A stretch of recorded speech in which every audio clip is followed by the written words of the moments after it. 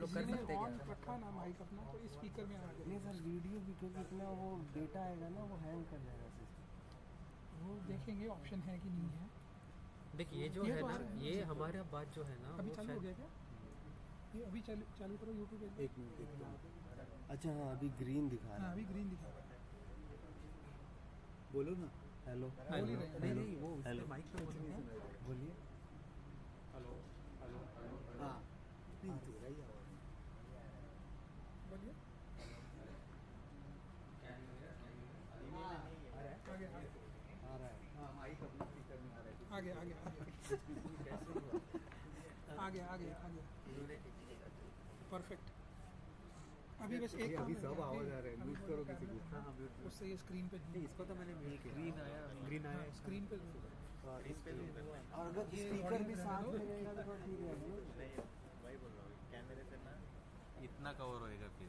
हाँ तो इतना ही कर दो यार, छोड़ दो। नहीं अरे नीचे वाला दिखना चाहिए इतना ही वो। सर जब प्रेजेंटेशन करेंगे तो वो दिखेगी नहीं सर एक्चुअली स्पीकर भी रहेगा तो ठीक रहेगा ऐसे थोड़ा। नहीं अभी मैं क्या बोल रहा हूँ अभी प्रोग्राम चालू होगा ना हाँ, ऊपर बैठे बाद में तो करें। अभी रहने तो बाद में जूम बाद कर में दो, उसको चार्ज पे लगा दिया ना। Everything ready. आवाज आ रहा है आवाज आ रहा है। तो इसका चेक किया गूगल इसको गूगल मीट का करना है। अच्छा गूगल मीट का जो पार्टिसिपेंट्स हैं उनका ऑटोमेटिकली ऑडियो वीडियो ऑफ रहना चाहिए, वो आप कर दोगे?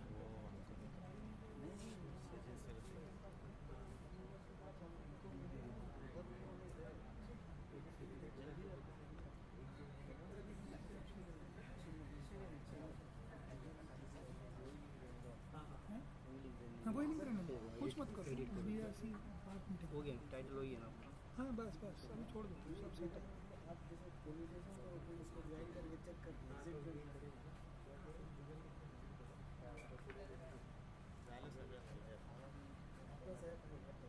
इधर से मुझे करना होगा ना।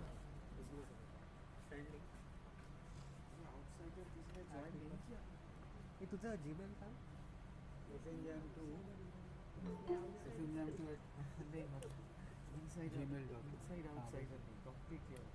नहीं वो लिखने की जरूरत है। हाँ हाँ अच्छा हाई स्पीड में होना चाहिए ना, ये मतलब ऐसा सब देसी जुगाड़ जैसा हो जाता है। अभी इसमें कौन सा चल रहा है? वाईफाई चल रहा है? ज्वाइन इसमें मेरा व्हाट्सएप चल रहा अच्छा तुम्हारा हॉटस्पॉट चल रहा है तो इसको पास में रखो यार, आया? स्पीड आएगी। तुम इधर उधर घूमते रहोगे तो इसकी स्पीड चली जाएगी।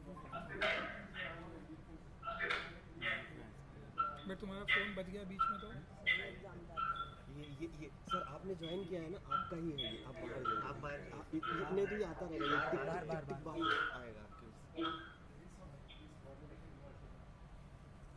हमारे वाले इंटरनेट से नहीं चलता है क्या?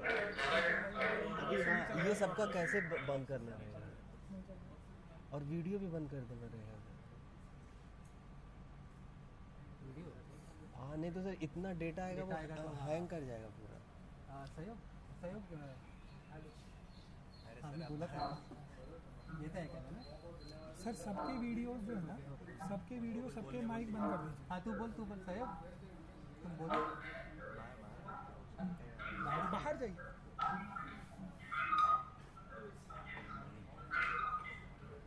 Don't watch. आप हाँ आपको अपना भी बंद करिए। सहयोग को बोलो। सहयोग सर हाँ आ रही है सहयोग पे बात करो। अच्छा मैं जाके बट बोलता हूँ। सचिन सर ने बोला तो स्पीकर में आवाज नहीं आई। स्पीकर में आवाज हेलो हेलो। नहीं। हाँ हाँ हाँ हाँ अपना जा रहा है ना हाँ, सहयोग का ही आया ना। Good good. हाँ हाँ इसको अभी बंद कर दो, इसको निकाल दो। अच्छा सर अभी जो है ना अभी एडमिट करते रहेंगे ना। ये सबकी माइक बंद करेंगे, तो चैट में डाल के रखिए, उसमें माइक और स्पीकर बंद रखना। और क्वेश्चन पूछना हो तो रेज हैंड्स करना, will open your mic and let agreement sign करते हैं। इंस्ट्रक्शन लिख देना पड़ेगा। ये सर आप एज ए होस्ट ज्वाइन किया है क्या? हाँ हाँ तभी तो मुझे एडमिट कर सकता हूँ ना मैं। हाँ मेरा अकाउंट बिहार से का अकाउंट जो मैंने लिंक बनाई है वो अकाउंट है। तो इसको ज्वाइन करना पड़ेगा ना। 100 लोग ज्वाइन करेंगे।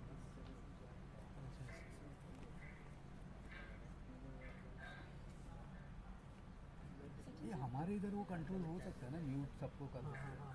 वो सर अगर इंडिविजुअली करना रहेगा ना तो बहुत हेक्टिक है, हाँ, क्योंकि 100 लोग लोगों ज्वाइन को करेंगे। पता भी नहीं रहता हाँ, कि हम और म्यूट करने में 10 मिनट जाएगा, तो वो इशू होगा।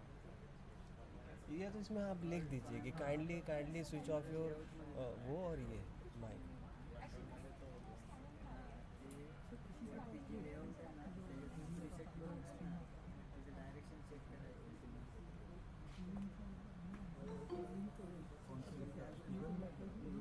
यूट्यूब को भी मैं दूँ इनको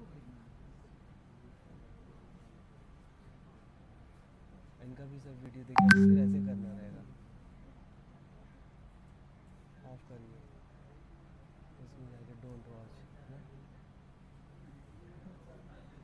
तो जब तू बैठ जाए इस पे सबको ऑफ करना है, सबके कैमरे भी ऑफ करना मैंने मुझे ये नहीं समझ में आ रहा सर, ये सचिन सर का ये होस्ट है। है। हाँ ये होस्ट है, ये होस्ट है।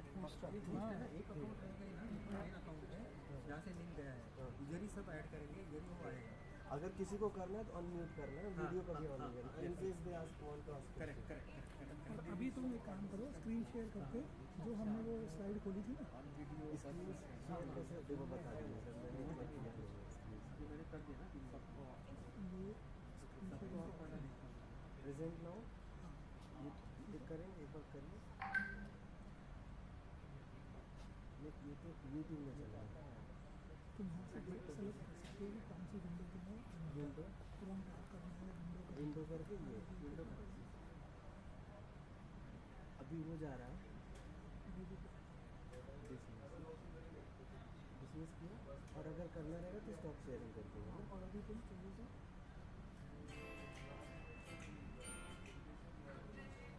स्क्रीन पर कोई दिखता है। हाँ, अभी करना है तो स्टॉप, आप इधर ही रहना, क्योंकि मैंने कभी इधर स्टॉप शेयरिंग के ऊपर है। नहीं मैं बोल हाइट कर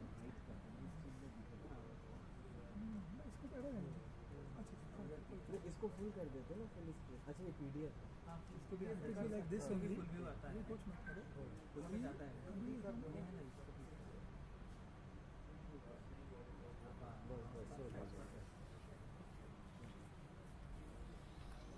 फिर आएगा तो मैं एग्जिट कर दूँ, मैं इधर ही बैठा हूँ। लेकिन सर क्या है ना, अभी ये शेयर किया है, किसी ने गूगल मीट ज्वाइन किया ना तो फिर इमीडिएटली जा करके वो करना रहेगा। अभी किसी ने ज्वाइन किया उसका ऑडियो वीडियो ऑन रहेगा, फिर तुरंत जाना एग्जिट करके जाके वो टैब डाल हाँ तुरंत करना पड़ेगा। करना ही पड़ेगा। करना पड़ेगा। नहीं, इसमें बाय डिफॉल्ट नहीं रहता क्या कि जो अटेंडी है उनका माइक और रहता है सेटिंग पर, वो अभी वो नेट पे सर्च कर हाँ एक बार देख ले ईजी रहेगा बाय डिफॉल्ट। मुझे मेरे हिसाब से ना शायद वो लिंक जब जनरेट करते हैं ना तभी पार्टिसिपेंट इन प्रोग्राम ऐसा करके कुछ देखते हैं, कुछ हुआ तो ठीक है।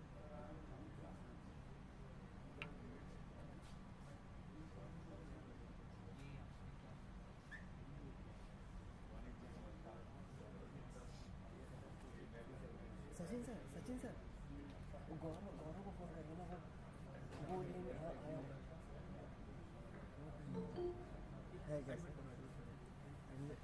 स्केप करो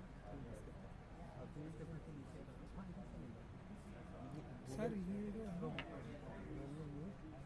इस पर क्लिक करो, स्टॉप प्रेजेंटिंग कर दो। अच्छा इसको रहने दें, इसको रहने दो। लेकिन वो किधर है, आपने बोला ना एडमिट कर दिया। नहीं आया नहीं, तो ये मैसेज कैंसिल कर दो। ये तो सर इसमें ना सुनिए जब हम ये मीटिंग चालू की ना, उससे पहले अगर हम होस्ट मैनेजमेंट को अनेबल कर देंगे तो हम हर पार्टिसिपेंट को म्यूट भी कर सकते हैं, अपने हिसाब से वीडियो भी ऑफ कर सकते हैं। अभी मैं कर सकता हूँ। नहीं बट उसका अनेबल ऑल का हो जाएगा। नहीं तुम एक साथ करना। अरे लेकिन सर ये देखिए, ये कहीं ऐसा तो नहीं हमारा ऑडियो जा रहा है, ये देखिए हमारा जाना ही चाहिए। नहीं इसको ऑफ कर, अभी ये सब अभी म्यूट कर ना तो अभी कैसे ये इधर म्यूट करो। अभी ठीक मैंने है सुन रहे हैं। दिस मतलब का इशू है, क्योंकि कभी भी ज्वाइन करेगा ड्यूरिंग मीटिंग सबका वो नहीं वो बोल रहे हैं, हम लोग को उनको म्यूट करना है ना, सबको एक साथ होना। हाँ बाय डिफॉल्ट। सुनो ये ऐसे होगा, ये देखिए पहले होस्ट मैनेजमेंट अनेबल करना पड़ेगा। Make sure host management is enable. You can check this by going to the bottom of your screen, clicking the 3 dots and then going to settings. Settings इसमें होस्ट मैनेजमेंट जनरल में देखिए then settings में जाइए, settings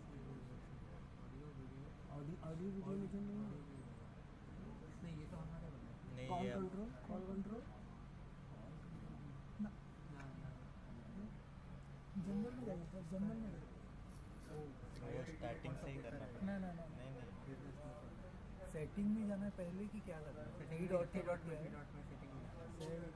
setting में three dots and then तो meeting चालू करने से पहले आपको होस्ट मैनेजमेंट चालू तो करना सर ये मीटिंग बंद करके एक नया कर दें क्या चालू? ऐसा कर सकते हैं तो करके देखें सर। है। यही सर वो ज्वाइन किया तो दोबारा ज्वाइन करना पड़ेगा। ये 5 ही लोग हैं।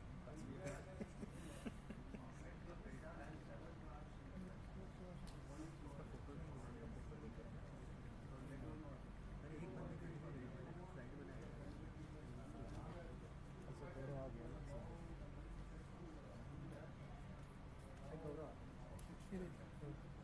ये meet.google.com पे जाना है, मीटिंग ज्वाइन करनी है, click host control at the bottom right.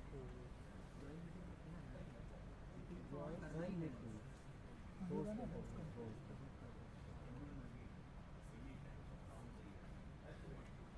Turn on their microphones. Remove people using outdated. Wait a second, turning this off might remove people using an outdated Meet app or non-Google Meeting hardware. ठीक है, और ये भी अभी अगर click कर दिया हमने तो फिर सबका सब कुछ बंद ही रहेगा। लेकिन सर ये है कि आउटडेटेड लोगों को, अच्छा वो क्या है आउटडेटेड है मीट ऐप और अच्छा हम ऐसा भी कर सकते हैं, अगर ओपन कर दी ना तो हमें बार बार एडमिट करने की जरूरत नहीं, जो भी लिंक करेगा वो अपना ज्वाइन है ओपन कर दो, ओपन कर आज तो जो और ऊपर क्या है, लेकिन ये था किसी का आउटडेटेड है तो उनका ऑटोमेटिकली चला जाएगा तो वो चलेगा, वो उनको ऑप्शन आएगी ना। तो अभी हमें एडमिट नहीं करना है, ठीक है कर देना turn on their video turning this of might room तो ये कर देना। इसको बंद कर देंगे अगर हम तो उसका माइक भी बंद हो जाएगा, they will not be able to open their mic and now they will not अभी वैसे ही करेंगे। अभी ऐसा ही तो वैसे कर दिया ना, अभी कर दिया रहेगा ना अभी फिर अभी एक सेकंड में है ना अपनी मीट मैप में देखता हूँ कि ऐसा हो गया है क्या। ये लेकिन देखिए किसी ने ज्वाइन किया, किसी ने हाँ देखिए ज्वाइन किया ना, इनका ऑफ है यूएस FTL MOFPI ज्वाइन इसने ही ऑफ करके रखा है। ये ना हाँ वही नहीं लेकिन ये ना नहीं हमने ऑफ कर दिया। हाँ हमने ऑफ कर दिया। नहीं इसको ऑन कर दे, फिर ऑन होता है देखिए यहाँ से भी ऑन। डोंट वॉच, देखिए डोंट वॉच मतलब ऑफ ही है ना? ये बाय डिफॉल्ट ऑफ है, इसको तुम ऑन नहीं कर पा रहे हो, unless you click हाँ हाँ ये है ना, जब वो हमें क्वेश्चन पूछने रहेंगे तब हमें इसको फिर ऑन करना पड़ेगा। हाँ देखिए क्योंकि ये भी ऑप्शन नहीं आ रहा अनम्यूट पे। हाँ हाँ नहीं नहीं आया। आया। हाँ, अभी लेट देम ऑल बी हाँ, म्यूट, अभी बेटर है, हाँ हाँ अभी बेटर है, अभी काफ़ी बेटर है। अभी वो ओपन रखा है तो ऑटोमेटिकली रन करेगा। हाँ तो अभी झंझट भी नहीं है ना एडमिट करने का। हाँ, हाँ, People वो can हो गया। join on their own, leave on their नहीं तो बार बार इधर बैठना ही पड़ेगा और आवाज़ भी आती है। own। तो ठीक है चलो, ठीक है तो कुछ हाँ तो मैं इसको मैं अभी हूँ फुल स्क्रीन कर देता हूँ, हाँ फुल स्क्रीन हाँ अभी बस फुल स्क्रीन ही दिख रहा है, और यूट्यूब लाइव वीडियो ऑन हो गया है। ऑन है ये सर यूट्यूब लाइव वीडियो का भी कुछ ड्यूरेशन होता है, उसके बाद ऑफ हो जाता है ना, ना, ये चलता रहेगा 5-6 चलता- घंटे हाँ, अगर रहेगा चलता तो कोई रहेगा। प्रॉब्लम नहीं ना। बट अभी इशू सिर्फ ये है कि इसका मोबाइल कब Slow तक है। चलेगा। ये मोबाइल इसका तो टैब है ना, प्रॉक्सी सर्वर से YouTube नहीं लाइव हो रहा चल अच्छा रहा है, उसको तो इसके मोबाइल से नहीं चला 5G वाले खत्म हो मोबाइल। जाएगा। अरे सर इसका नहीं मोबाइल उसका अनलिमिटेड नहीं इसका मोबाइल भी सर चार्जिंग में लगवा दे, हाँ चार्जिंग ये भी इसको डिसीजन। पहले देख तो कितना है।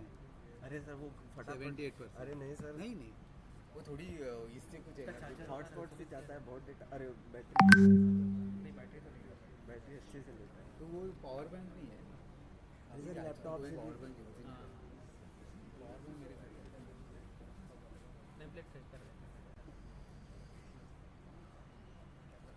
हाँ इसको कॉपी करना था रे, वो जो वीडियो है ना, हाँ करो, हाँ इधर ही करो। कौन सा भी वो जो इसको click हाँ वो सब इसमें करिएगा। देखिए सर ये एरर है, YouTube is not receiving enough video. ठीक है यार, जल्दी तो जो है सो है। एक लाइक भी आ गया, अभी हम कुछ कर ही नहीं सकते तो क्या करें, मतलब हमारे पास वो इसको कौन लाइक करेगा? कुछ किया ही नहीं और लाइक। अभी पॉइंट ये है ना कि मतलब we can not do anything. हमारे एफर्ट्स के लिए लाइक एक्चुअली बहुत डिले है क्योंकि देखो इसमें कौन सी स्क्रीन दिख रही है और हम कौन सी स्क्रीन पे हैं, हाँ वो काफ़ी डिले चल रहा है। नहीं अभी आया। अब आया, तो 10-15 सेकंड डिले है। ठीक है, उनको वैसे भी पता नहीं रहा ना कि ऑनलाइन क्या चल रहा है। 15 से 20 सेकंड डिले है लाइव से। ऐसे ही रहने दो या फिर फुल स्क्रीन में मॉफी कर दो ना।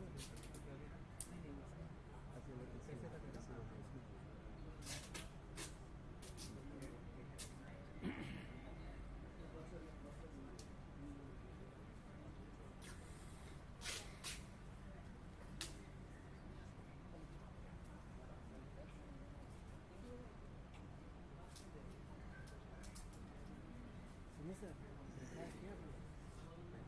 देखा क्या कर नहीं तो आप करके नहीं मैं घर से ये माइक हाँ माइक इधर नीचे ही है। मुझे पता नहीं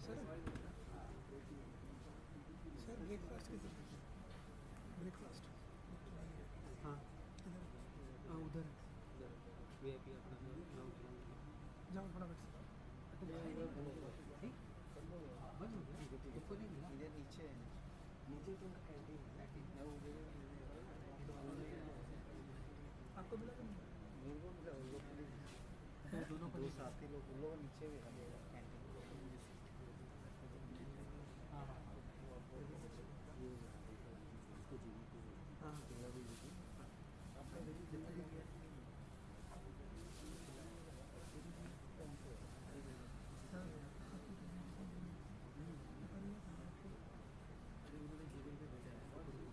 डाउनलोड करिए। विवेक कुमार का है ना ओके है बट ये थोड़ा स्लो है। 10-15-20 सेकंड पीछे चल रही है।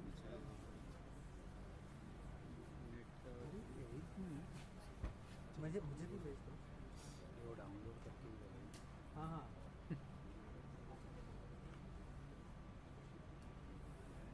जीमेल पे भेजो ना। हाँ जो कौन सा है ये FTD?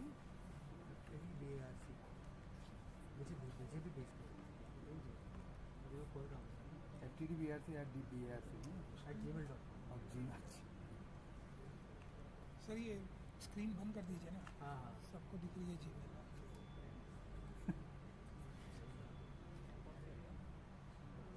और किसी को तो कीजिए। स्टॉप शेयरिंग कर स्टॉप शेयरिंग। स्टॉप शेयरिंग करने से भी कुछ होगा नहीं। मीटिंग को लीव मत करिए सर। अभी तो बहुत लोग ज्वाइन करते हैं। ये तो बंद ही है ना वीडियो बट ये यहाँ दिखेगा ना वो तो तो ये है ना दिखेगा ही, दिखता रहेंगे। वेट तो खुलने दो ये तेरा जीमेल ये एक्चुअली PDF है, मैं PPT भी दे रहा हूँ। अच्छा PPT तेरा क्या है? कैसे नजर है SM हजार। इसी में डालो तो मैंने पहला भी इधर ही डाला टोटल 6 स्पीकर है, 2 अंदर ये तीसरा, 3 और 4 अभी ले लेंगे तो इजी लगेगा। हाँ हाँ हाँ हाँ हाँ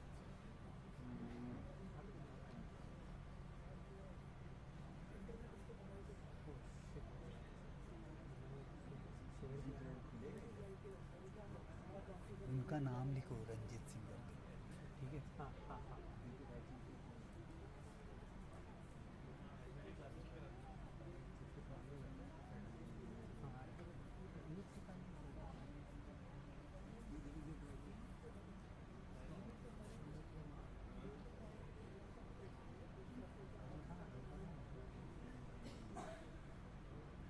install WPS you can quickly open। हाँ वो तो डाउनलोड नहीं, ये तो वही डाउनलोड है। मैंने वो WhatsApp में किया था ना किया है ना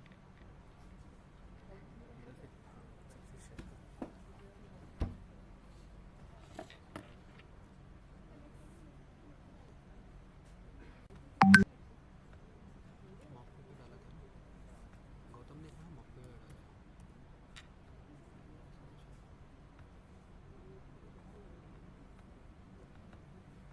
हाँ ये सबमिट नहीं रहे इसको क्लिक कर हाँ प्रेजेंटेशन ये तेरा इसका है क्या WhatsApp का है ये हाँ तूने उस पर डाला है? उन्होंने क्या किया ना एक इधर भेज दिया गौतम ने ना तो वो शेयर करने के लिए ना वो WPS में जा रहा है वो नहीं चाहिए ये कितना लगा था सर अभी इस कंप्यूटर में मत करिए कुछ, इसकी लाइव स्ट्रीमिंग वगैरह बंद हो गई, दोबारा चालू नहीं होगी। अरे वो जो उन्होंने प्रेजेंटेशन डाला ना सर ने इसका गौतम का, हाँ तो उसको बोल देते ना इधर डालो। गौतम का नहीं, वो किसी का लिया था। सेक्रेटरी मैम ने ज्वाइन कर लिया आपको एंटर करो। हाँ नहीं, ऑटोमेटिक है, ऑटोमेटिक है। नहीं बट वो नहीं मतलब वो मैसेज नहीं रहता। देखो रे, नहीं ऑटोमेटिक कर दिया सर हमने, गूगल मीट में एडमिट करने की ज़रूरत नहीं है, जिसके पास लिंक है दे कैन ऑटोमेटिकली ज्वाइन। ऐसा तो नहीं लिमिट क्रॉस कर गया है? नहीं नहीं लिमिट नहीं, अभी बहुत तो कम 5 ही ही लोग लोग join किए हैं। Someone wants to join this call. हाँ हाँ करो फिर, नहीं, कहाँ डाला है? बड़ा करो यार। बोल देता हूँ।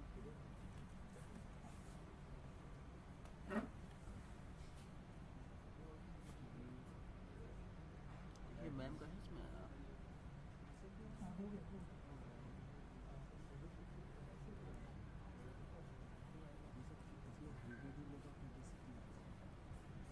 वही मैं सोच रहा हूँ ना, कैपेसिटी से ऊपर तो नहीं हो नहीं गया। नहीं प्लान किया सेक्रेटरी में। हाँ ठीक है। उनका कैमरा ओपन करें, ये अभी नहीं करेंगे नहीं कैमरा उनकी हमने साइड से कैमरा अपन और माइक सबका ऑफ कर दिया, ओके क्योंकि अदरवाइज वो क्या माइक इसमें स्पीकर में ठीक। तो सेक्रेटरी मैम का कर दीजिएगा। उनको किया ना, मैम को कर दिया ना। सेक्रेटरी मैम का कर दीजिए। Namaskar, Swagatam, and a very good morning, everyone. On behalf of the organizing team, it is my utmost pleasure to welcome you all to this highly anticipated नहीं नहीं national उनका workshop दिया। on advancing food irrigation कारुणिक technology and enhancing food testing laboratories, हाँ। which is being jointly organized by Baba Atomic Research Center and the Ministry of Food Processing Industries.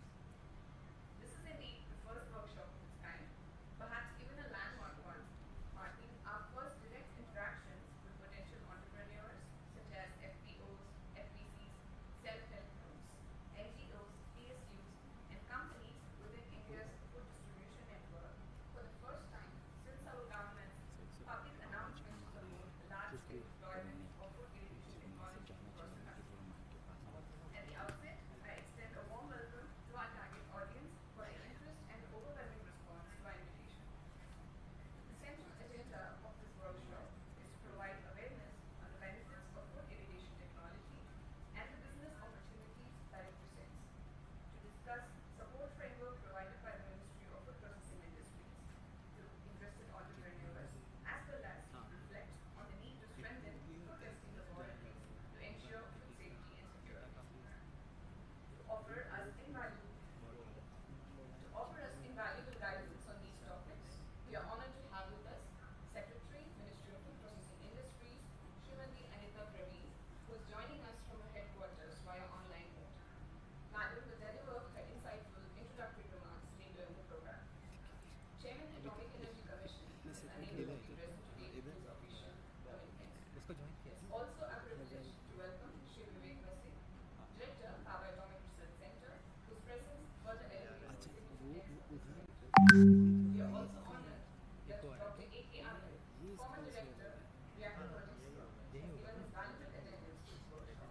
Presentation इसमें है ना, हाँ। Also gracing us with अभी हम address stop presenting कर देंगे तो Senior Government officials, Shri Ranjit Singh Ji, हाँ ऐसे ही हाँ, चलेंगे। ऐसे चलने दो, and ऐसे Shri चलने Vivek दो, Singh Ji, ऐसे Deputy चलने दो। Secretary from the because Ministry हम लोग प्रेजेंटेशन तो कर रहे हैं ना लोगों को, जो जो मीटिंग में है उसको तो for यही the हाँ enriching दोनों दिखेगा ना। today's gathering are the members of the Topic Council and from the Scientific Council, representatives from key government organizations such as Department of Consumer हमको Affairs, म्यूट किया तो Food उसका Corporation ये of भी हो India, जाएगी। Food Safety and Standards Authority of India, बढ़ेगा Federation of Indian Industry, National Examination Board for Testing and Calibration Authority, the Associated Chambers of Commerce and Industry of India, Maharashtra State Agricultural Marketing Board, and the Indian Council for Agricultural Research, Central Institute of Fisheries Education.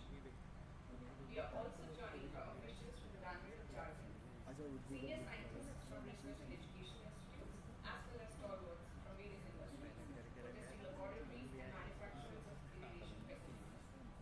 Additionally, 100 participants are joining us online, with many more following the YouTube live stream. Without further delay, we shall now commence the formal proceedings. I would like to request our esteemed dignitaries, Director, Baba Atomic Research Center, and Shri Ranjit Singh Ji, Joint Secretary, Ministry of Food Processing Industries, and Shri Vivek Kumar Ji, Deputy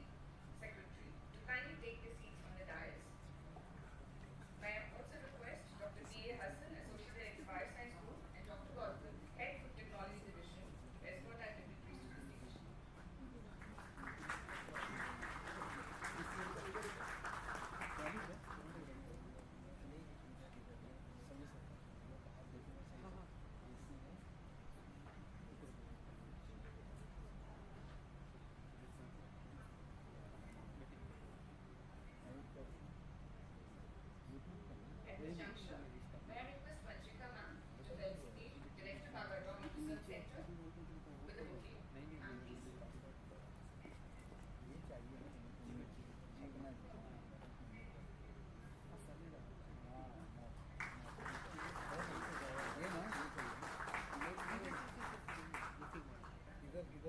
May now request Indo ma'am to kindly present Shri Ranjit Singh Ji, Joint Secretary, Ministry of Food Processing Industries, the bouquet as a token of our respect.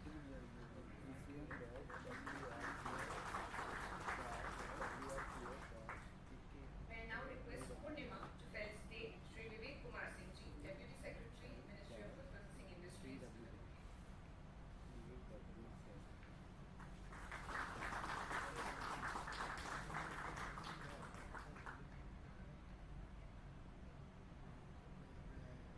I now kindly invite Dr. P. A. Hassan, Associate Director, Bioscience 2, to deliver the welcome address. Please.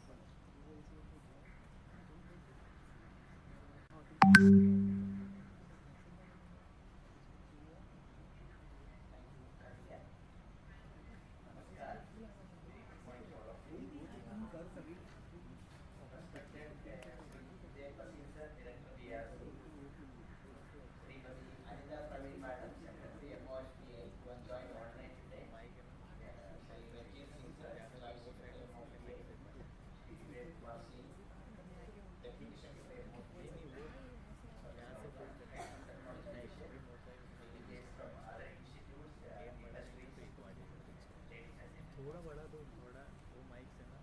On behalf of Bioscience Group BARC, I extend my sincere gratitude and welcome to all of you who make it convenient to attend, both offline and online, today for this prestigious event. At the outset, I importantly welcome Srimati Anita Praveen Madam, Secretary, Ministry of Processing Industries, for joining us today online, and more importantly for taking this initiative to co-organize such an event in association with the BARC. It's an absolute pleasure and privilege for us to join together and work towards this national mission of helping the farmers community. We understand and appreciate the sincere efforts in shaping the program and guidance. I would like to put on record my sincere appreciation to Chairman AEC and Secretary BAE, as well as Shri Vivek Kumar Sir, Director BARC, for initiating such a unique program that brings together scientists, industry partners, and policy makers so as to deliver on nationwide implementation of this radiation technology. Thank you, sir, for giving your valuable time and making this possible. With folded hands, I welcome you to this program, and thank you for shaping this program. As you all know, most of the agricultural produce are perishable commodity, and hence a good amount of it is being wasted during cold storage. And BAE has established the first food radiation plant in Asia way back in 1967, and since then it has been actively engaged in developing processes and products for shelf life extension, insect infestation, as well as microbial contamination removal, etc. However, the scale at which it is being operated in the country is not sufficient to cater to the consumers. Therefore, food processing industries look upon chemical lubricants and other methods that meet their demands, which often ends up in harmful residues left in the product. Stringent quality control criteria put forward for export of commodities warrants adequate number of disinfestation or sterilization methods to ensure food safety. You might have heard about the record of export of various masala powder and other things from Hong Kong, Singapore, etc. recently. However, market, there is not even sufficient laboratories to check the quality of the product that is being sold. Therefore, there is a strong need to create such infrastructure in terms of testing laboratories as well as the sterilization methods. Unless these infrastructures are made, such regulations cannot be implemented in the country. With this in mind, the Government of India has announced setting up of 50 radiation plants throughout the country, which will enhance our capacity building, which in turn will help the farmers to sell their produce at reasonable prices and provide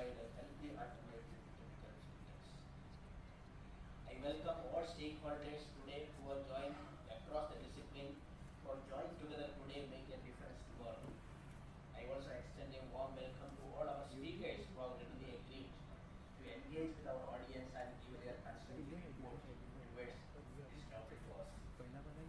Although we try our best to make the delegates as comfortable as you can, please accept our sincere apologies should there be inconveniences that occurred during this event.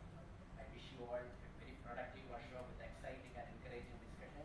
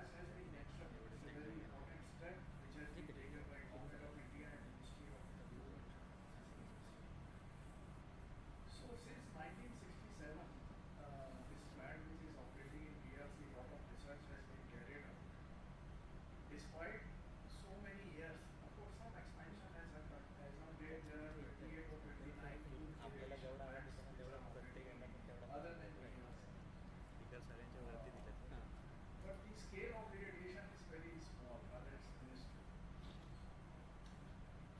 In the recent years, several important steps have been taken to enhance this therapy, and perhaps there are many apprehensions among the common person. What will happen to the food, quality of food, what sort of issues will arise out of irradiation once human being consume this food items. All these issues and aspects, specifically the nutritional value, food value, taste of the food, etc., etc. Research has been is going on also and was carried since 1967, and it was proven beyond doubt that this is not only safe method, it is a rather very effective. It will practically eliminate chemical preservatives, which in long run are known to have side effects or may some new things may turn up. So this is a very effective method. And in the recent years, say about 2 to 3 years back, mango irradiation have also. Now this mango irradiation was a very difficult. Not all varieties of mango have been successfully irradiated. I mean for long term preservation. For this decade due to pest or some other things, they have those aspects considered, but not for the long term preservation. Very recently, I think breakthrough was in the mangoes from Gujarat, that is the Kesar variety, which is now successfully being exported transported via sea routes. But some mango varieties, in one of the most popular in India, that is the Alfonso Mathis mango from Maharashtra, that is still out of control. I mean, not within the reach of this, because certain aspects of food value or whatever parameters we quantify the value of food and nutrition, they are not being able to succeed, and this research also. Over the years, new techniques of irradiation, earlier of course, since over this gamma-based irradiation, both using the BARC source or cesium source. The one is irradiated in reactors. Cesium is a waste product which is separated from the spent fuels once the fuel is discharged from nuclear power reactor. Cesium is separated. It's a fission product. So have been used cesium to a very little extent, majorly by cobalt. Now new techniques based on the E-Linacs or E-cyclotrons, that is electron accelerators or electron linear accelerators. People now experts are planning to, they have certain advantages. And of course, apart from the food irradiation, attention is being given to the medical product incineration. There was a very old isohead plant in DRC, had one in DRC. Once it was part of it, where these medical products, all implants, etc., they were irradiated. Now, come to the present day. After this old step, it becomes of the government, it becomes very important that this technique is popularized. Because from 67 till so many years, as I said, the applications were very minuscule, mostly the research and domain. In addition to the plant at BRC experts had also designed one of the demonstration plant which is near Nasik now, for the onion and potato irrigation. Those experiments were also very successful. Recently a campaign was conducted, I mean about a year back, a campaign was conducted where it was seen that after irradiation and proper cold storage preservation, the decay of onions or the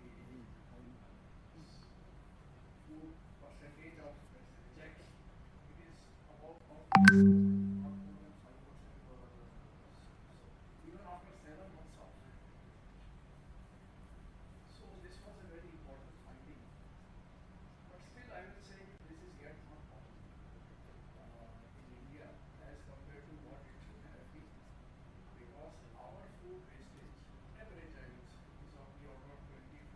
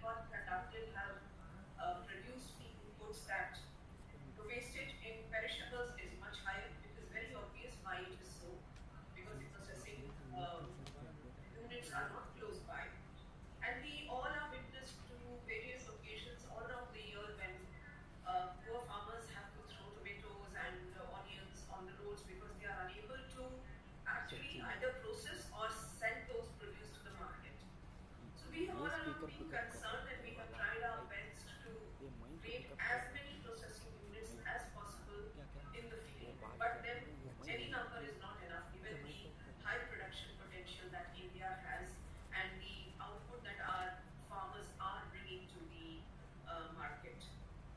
So this was a very good instance for us when in the budget announcement we were able to get two of our choicest projects, which is one was the 50 irrigation units and 100 of the food testing laboratories. I think this is a very good measure that we have been permitted to go ahead with these two categories because we always have issues with exports which get returned because of some kind of residues, some kind of negative reports about quality, and our exporters are suffering, our manufacturers are suffering, as well as the producer of raw materials, they are also suffering. So this is a very good measure that government has permitted us to go ahead. We already have supported earlier 16 irrigation units, of which 9 are already operational. But we must admit that these are not of a very large size. Initial ones were more of trial, experimenting. Now the recent ones have started becoming a little bigger and more viable. The good thing about the permissions that we got under the budget speech is that this is going to be a multi-product unit and not restricted to food processing, food only. For the simple reason that viability of these units could become a question mark if we try to restrict them. So I was very, very happy to hear that the request to have a multi-product approval was granted and our entrepreneurs will have an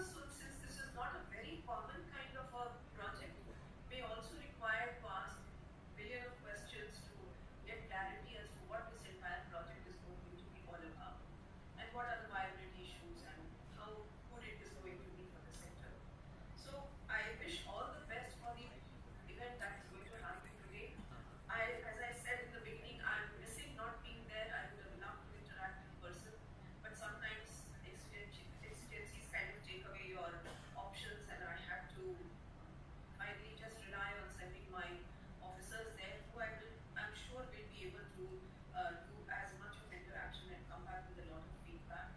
So thank you so much and all the best for the day to everybody.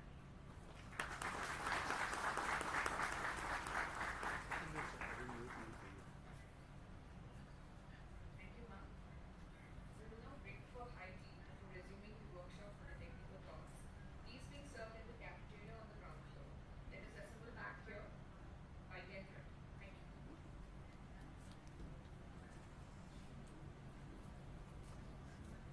Live stream तो चलेगा ही नहीं, इसको तो नहीं बंद करेंगे। Live stream तो on रहेगा, हाँ, ऑन रहेगा। गूगल मीट भी ऑफ कर देते, फिर गूगल मीट ऑन रहेगा। नहीं हो रहा है ऑन रहने को सर। उन्होंने सुन लिया ना लेकिन तो ये इधर ही रख देता हूँ, ये इधर ही। अभी ये काम करने दीजिए जिसकी प्रेजेंटेशन है उनके लोड करना है। सचिन सर को भी बोलता हूँ वही लोग।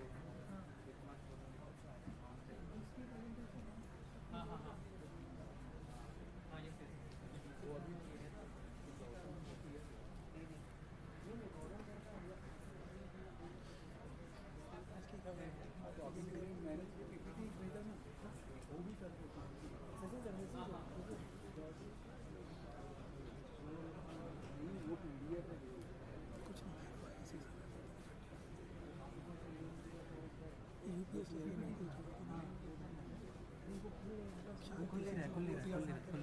ऑनलाइन में कितना लोग आए थे? ऑनलाइन में सर ऑनलाइन में 13-14 हैं, यूट्यूब लाइव में 7 है। 200 बोल रहे थे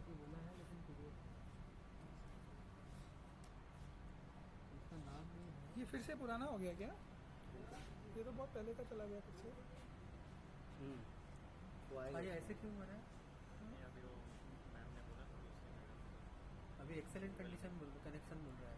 बाप रे। अभी एक्सीलेंट क्यों है? क्योंकि वीडियो का सर क्वालिटी बहुत कम कर दिया है। एक्चुअली पहले ही करना चाहिए। अच्छा, हाँ वही तो। अभी कितना क्वालिटी पे रखा है?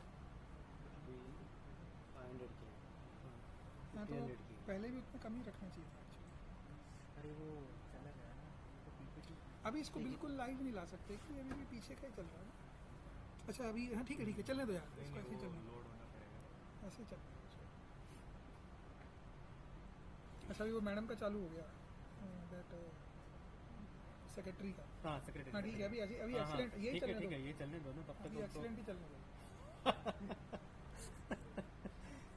सहयोग को बोलना हो कौन था? एक मिनट। सर आपने डाउनलोड किए? नहीं एक किया लेकिन वो किसका है पता नहीं ना, सहयोग ने किसका दिया पता नहीं। ठीक है जिसका है अभी उसका तो डाउनलोड कर दीजिए।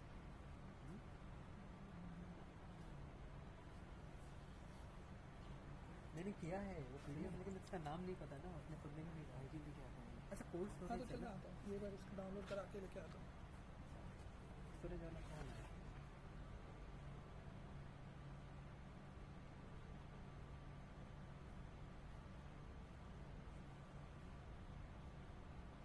ते तुला जर हॅलो तुला ज्यांनी दिलं ना ते कोण आहे रे? तुला ज्यांनी प्रेझेंटेशन दिलं ना त्यांचं नावच नाही, नाव नाही आहे आणि ते PDFच फाईल आहे रे.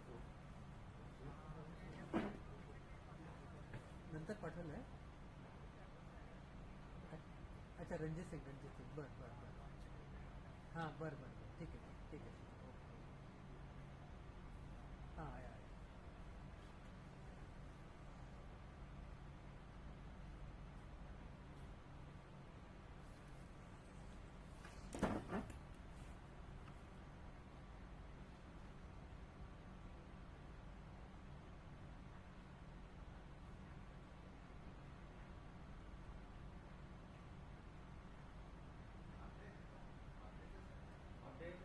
हाफ डे 2 बजे till lunch. बेसिक का लास्ट है. हाँ second last 12 last.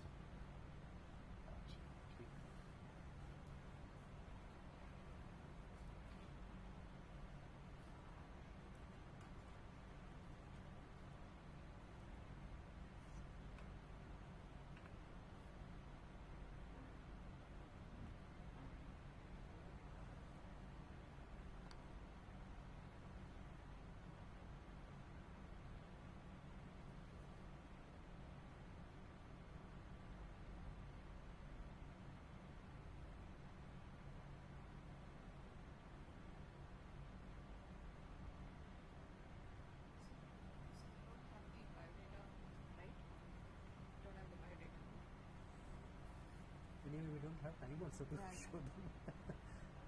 Whose is this? Yeah? Setting up. This is the whom, right? They have to don't even need MOFPI. You go and have no IT. Okay, shall I bring friend with you? What you do? Later will be. And then we'll tea or coffee. नहीं नहीं I'll come down. हो गया सबका नहीं download? Ranjit का ये कौन है ये बंदा ना जो सेव किया हमने? अभी कर दीजिए सर इसका, ये देखेंगे तब, जिसका नाम नहीं पता वो सर। टेस्टिंग लेबोरेटरी का किसका है? I think हाँ ये डिप्टी विवेक सेक्रेटरी कुमार ना? विवेक कुमार हाँ टाइटल चेंज कर दिया विवेक कुमार विवेक कुमार ना उसको रिलीज कर देता ना ये जाओ करो ना विवेक कुमार डाल देता हूँ।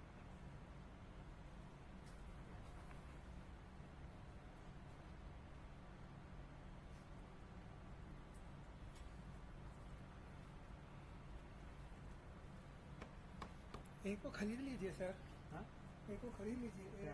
जियो फाइबर एक्सट्रीम का बॉक्स काम आएगा। तो जियो का सिग्नल आता है आपको ऊपर टंगे हो वैसे भी हाँ आएगा हाँ आपको जियो का सिग्नल। तो आता है जियो का आता है। तो स्क्रीन पे डालना चाहिए था लिख के क्या? रिज्यूमिंग एट अरे 10:45। हाँ हाँ रुकिए बनानी पड़ेगी, इसकी मैं बना देता हूँ। सचिन तब तक ये तो बाहर नहीं जाता है। क्या है सर, मेरे लिए कुछ मिलेगा? अ, चिप्स मिलेंगे आलू हाँ के? चिप्स है। चलो आता हूँ सर। मैं लाके दे दूँ क्या? नहीं नहीं सर, यहाँ ही तुम रहूँगा। जाके आओ तब तक ये खत्म करो। मैं उधर रिसेप्शन में बैठता हूँ।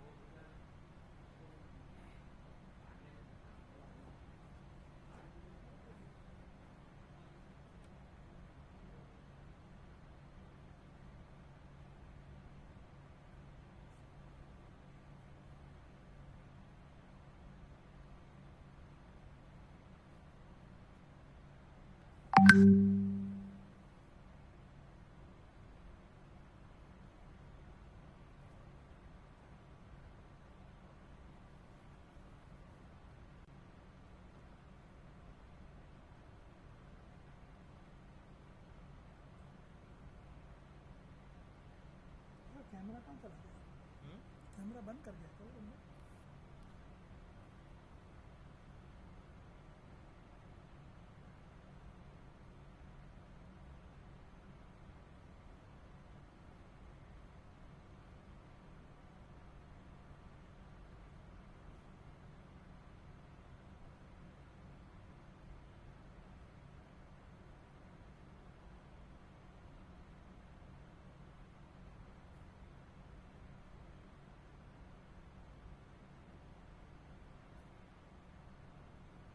हाँ, कैमरा थोड़ा नीचे करिए,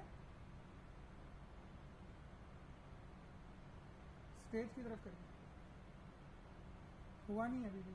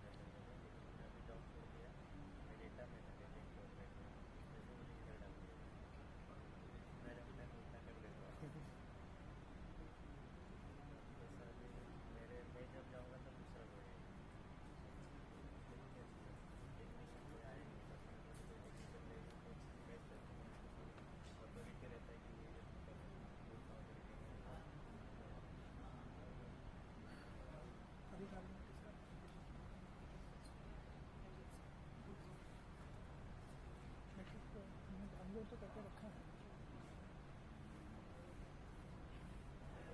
ठीक है, यही शेयर है बिकॉज ऑनलाइन भी है ना लोग.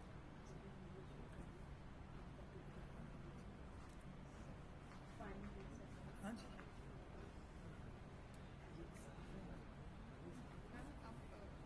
क्या मॉर्निंग से पता नहीं कब से रखा है. सुबह में आया मुझे तब भी ये था. आज ही चेंज किया. किया 7 बजे क्या 7 बजे हम ओपन करके रख देंगे.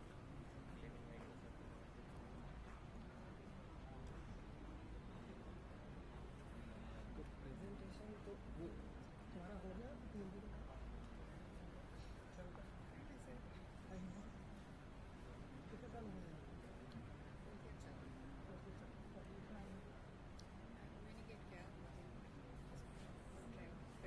कालिया का नहीं आया है, ये लोगों को भी कालिया का प्रेजेंटेशन बाकी है ना.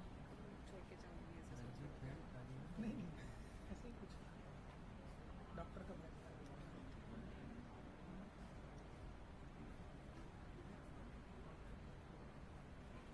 But your experimental work you are conducting.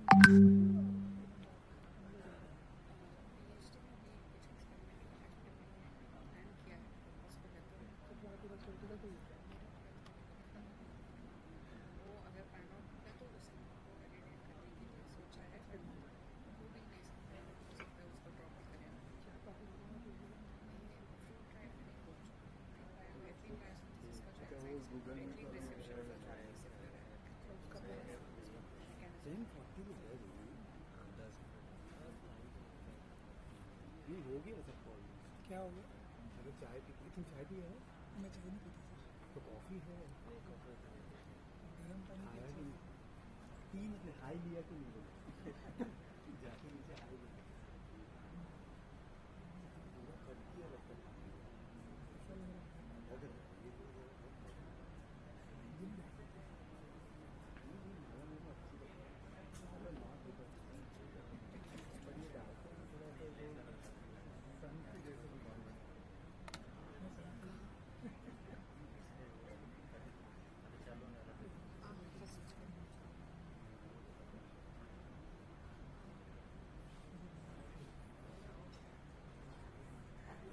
इसको नहीं टर्न करना चाहिए, इसको भी टर्न करना चाहिए.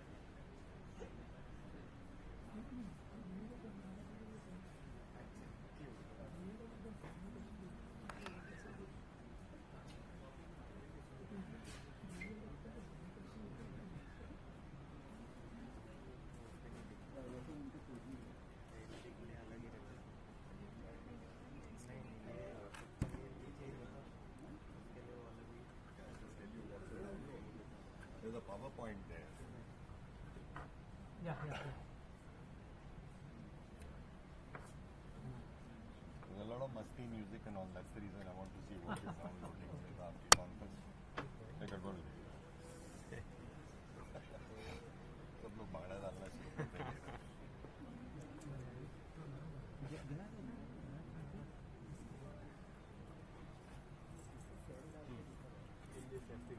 ये वाला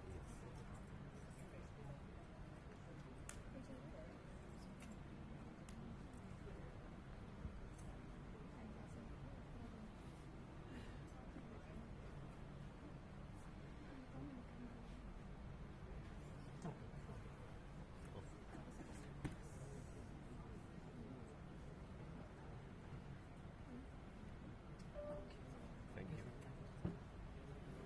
I think there should be only one PowerPoint file in that. या वो आपका. बट देख उसके फिर ये 8 लोग देख रहे हैं. कि आईटी टाइम और ये delay Thank you. Thank you, sir.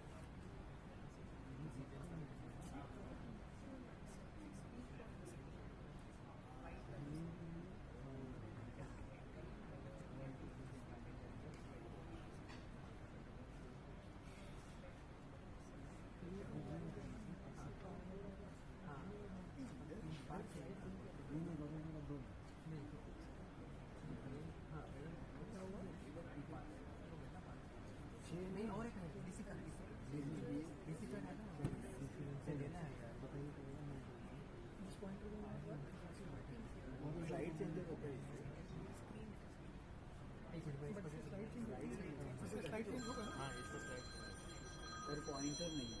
Joint secretary का आ गया, हेड है हाँ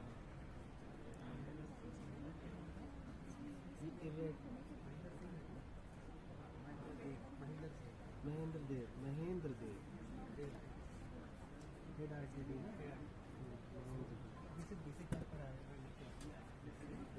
सर अभी क्या सिचुएशन है? सर ये हाँ दिस विल बी हाँ ये सही है चेक किया फर्स्ट किसका नहीं ये ऑन करना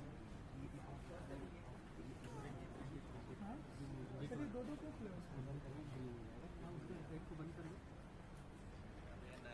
रंजीत सिंह का है क्या बस हाँ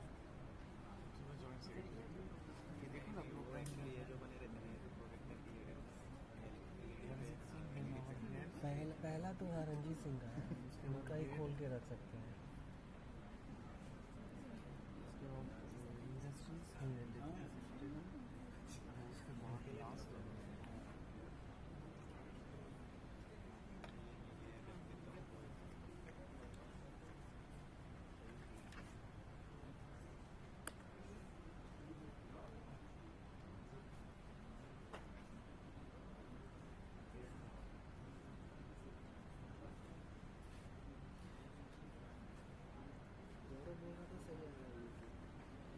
इधर स्ट्रीमिंग साइज सही है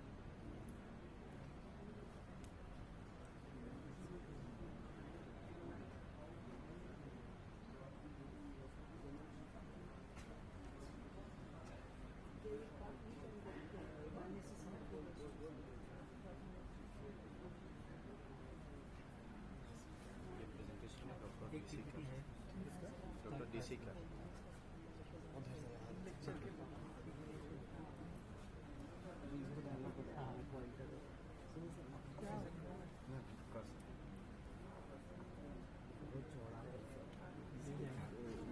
वो निकालेगा तो इधर नहीं क्या वही एक को खोलना पड़ेगा हाँ ये ठीक है सुबह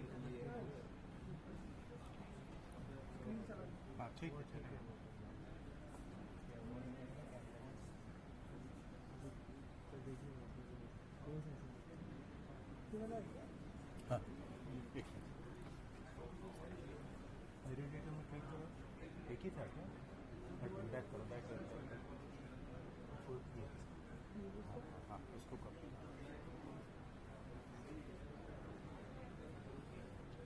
एक MOFPI का फोल्डर है अभी स्क्रीन के साथ कनेक्टेड नहीं है ना हाँ तो एक बार उसको जस्ट ओपन करो पेस्ट कर लो ऊपर में एक दो ऊपर में हाँ एक बार हाँ, अभी जस्ट उसको हाँ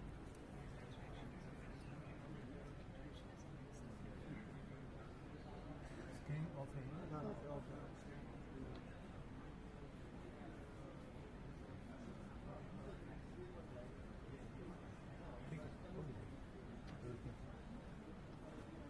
हाँ उसको इजेक्ट कर दो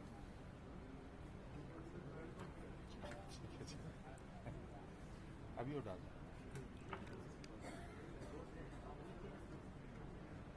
अभी आ जाएगा डायरेक्टली आ जाना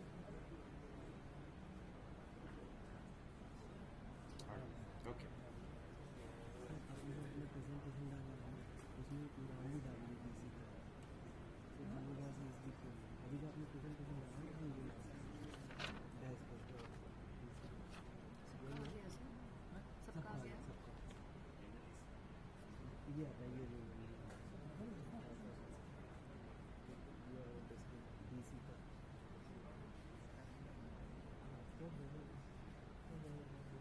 रंजीत सिंह का रंजीत सिंह का खुला हुआ है हाँ रेडी रख रहा है ना ये साइड प्रोजेक्ट नोट्स हाँ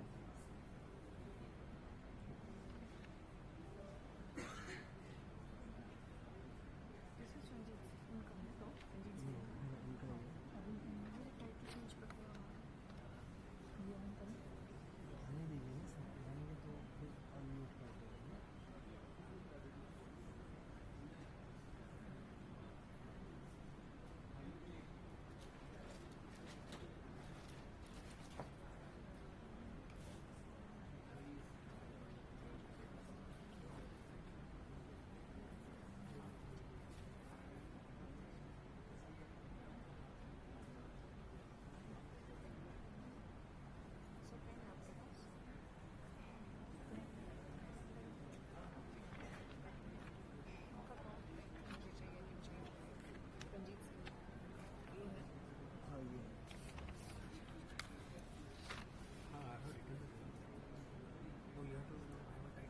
टाइम है सर स्टार्ट होने में?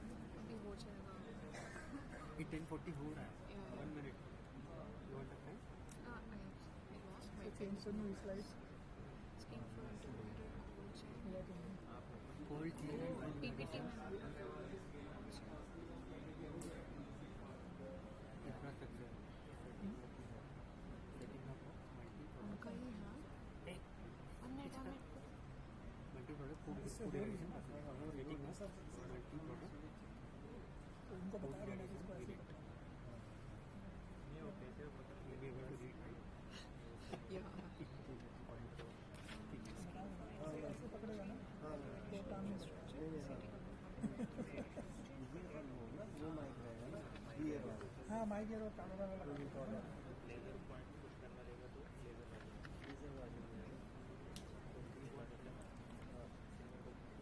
यार लेजर इधर ही दे दो ना मैं इधर ही से दे दूँ.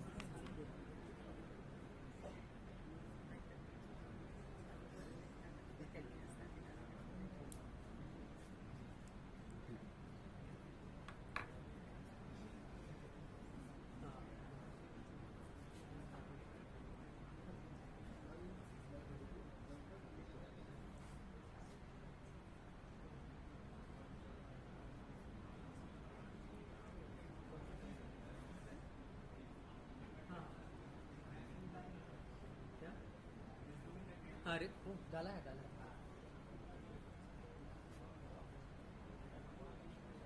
ऊपर डालना सेकंड क्लास देखिए हाइटिंग हाँ. चाइल्ड रिज्यूमेट डाला हुआ. सर देखिए एक ना स्क्रीन ऑन हुआ है देखिए इनका वीडियो ऑन है. अच्छा गया एक वीडियो ऑन हुआ था गया. अभी हम वो कर सकते हैं ना सर ये अभी सर वो कर सकते हैं. रुको करो ना. हाँ जाओ. अच्छा सर वीडियो कौन ही रहता है? नहीं Welcome back हाँ, to ये the mute है ना? technical session. We have 6 talks in this session. And the first presentation will be on the scheme for integrated cold chain and value addition infrastructure, setting up multi-product food aviation units. Our speaker is Sri Ranjit Singh, Joint Secretary, Ministry of Food Processing Industries. Sir, please come forward.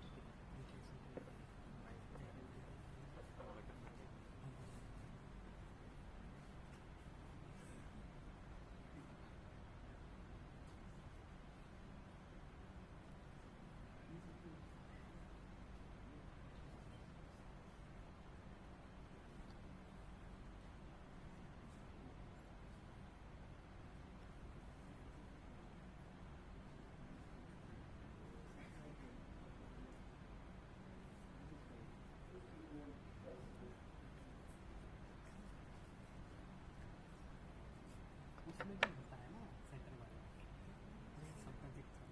नहीं अभी मैंने system change कर दिया. अच्छा तो वो change नहीं होगा. प्रिंटर में ऐसे काम करेगा इसका. Good morning, everybody. I hope I'm audible to all. At the outset, it's a great pleasure for me to be here amongst you and amongst very esteemed scientists, practitioners of the food education. And I convey my sincere thanks to the BARC Department of Technology, BRIT, who have very willingly and happily accepted our request to collaborate and come up with this workshop.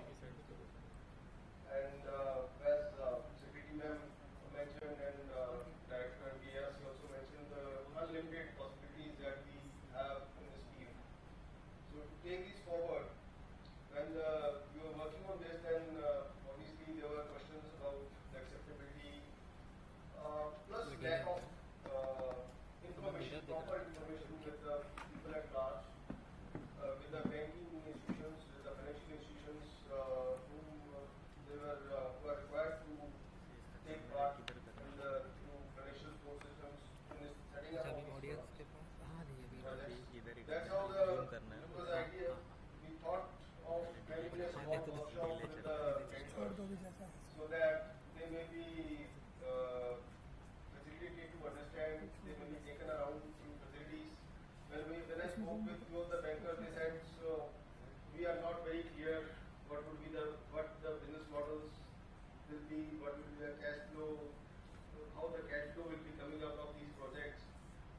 So then I thought even getting the free applications seemed quite a challenge for me at that time. So that's how we started speaking, and I must thank Dr. Gautam for very proactively, immediately letting up this our idea and joining hands with us. And today we are with a very good participation from all the stakeholders, both in physical form as well as in virtual form. So I will start with, I won't go much into the science because I'm not. If I'm not an expert, I can't claim. Won't be saying anything which is like blasphemous for the scientific community. I'll come straight to the scheme, what the government has, how the government intends to support these projects, how we'll be taking this forward. So basic introductory, there are few slides. I mean, as we all know, accreditation is a physical process which the raw materials, various finished products, they are exposed, and it helps in hygienization of those products. It can be any product, food as well as non-food items. And I find there is a lot of use being done, especially in the medical space, where medical instruments are being sterilized using this technology. There are applications, there are dosage levels, which I'm sure Dr. Gautam in his detailed presentation will be talking about. I won't go much into it. There are different level of doses for different products as well as for the different objectives. What we want to achieve with a particular product. We want to extend the shelf life, or we want to hygienize that, sterilize that product. Major benefits, what as a layman we could see is that reduced post-harvest losses, sprouting prevention is very important, especially in crops like onions, potatoes, where shelf life reduces drastically, very quickly. The moment you store them for a few days in normal temperature and you see sprouts, once the either potatoes sprouting cause the change in taste, also the sugar content increases and the potatoes become sweet, which nobody likes. Similarly, onions also, sprouting results in the loss of both in quantitative terms as well as in qualitative terms. They are not fit for use. They are used for processing bulk pre-packaged commodities. Very, very important that this entire package can be done through the process and you achieve that target. It's a safe, non-polluting, eco-friendly process. There's no risk of any pesticide residues or any chemical residues getting detected which have been used for hygienization purposes. Reduces carbon footprint in the value chain. Retains quality of produce, because this is a non-invasive process and there is no chemical or physical change that happens to the product once it is exposed to the irradiation process.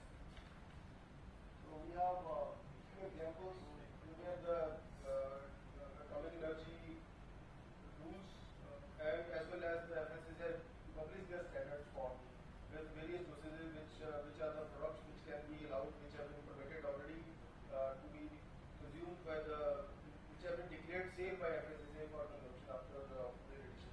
These are few of the examples we have here.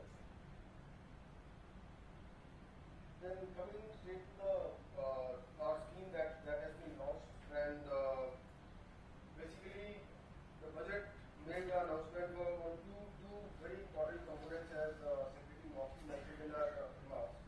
Basically, first was to support the setting up of 50 food irradiation units with a total outlay of 500 crores.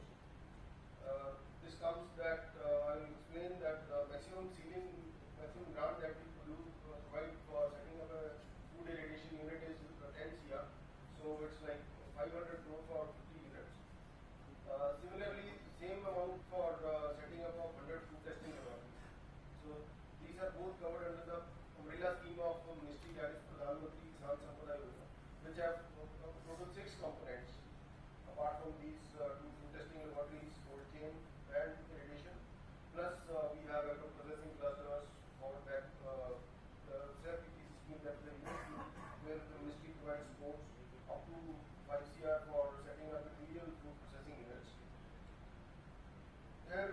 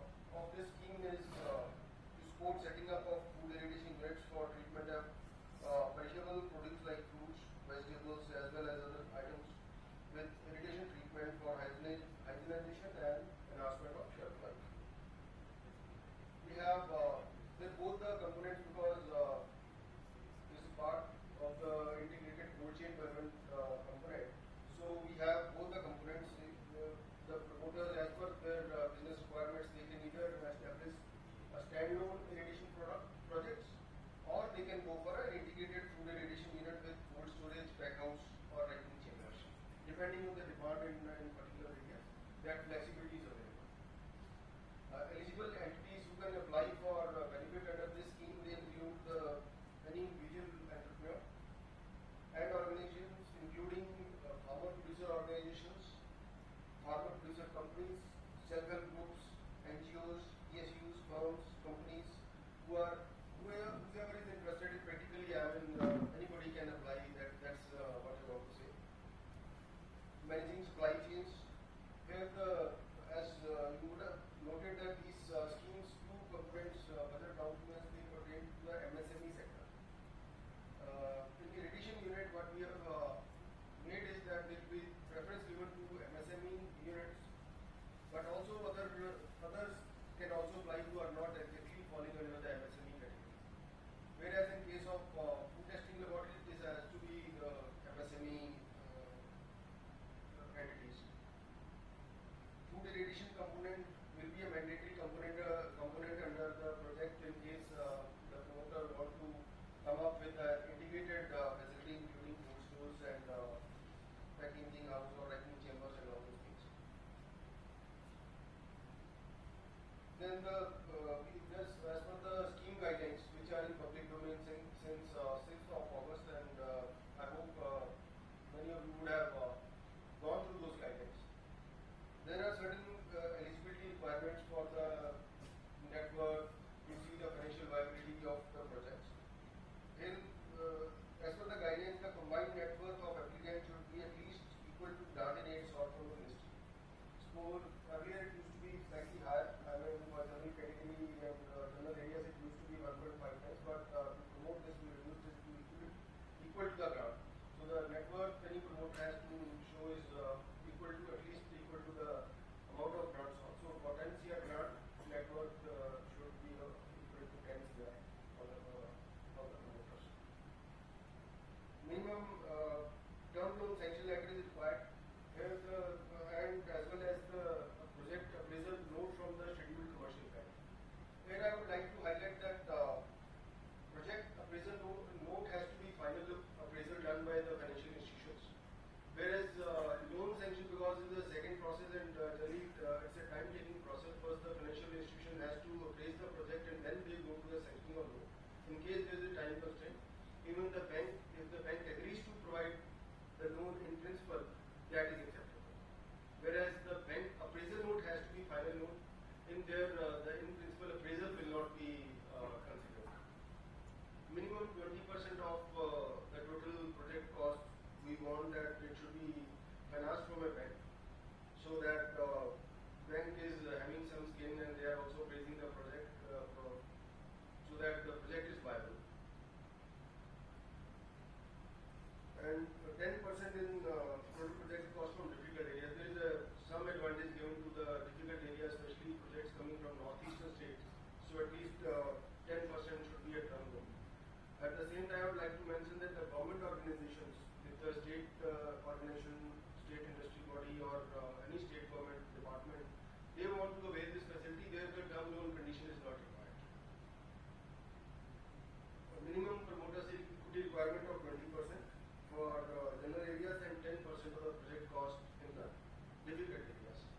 These difficult areas plus the promoters from SC/ST communities or from the FPOs, they fall in that 10% of the project cost.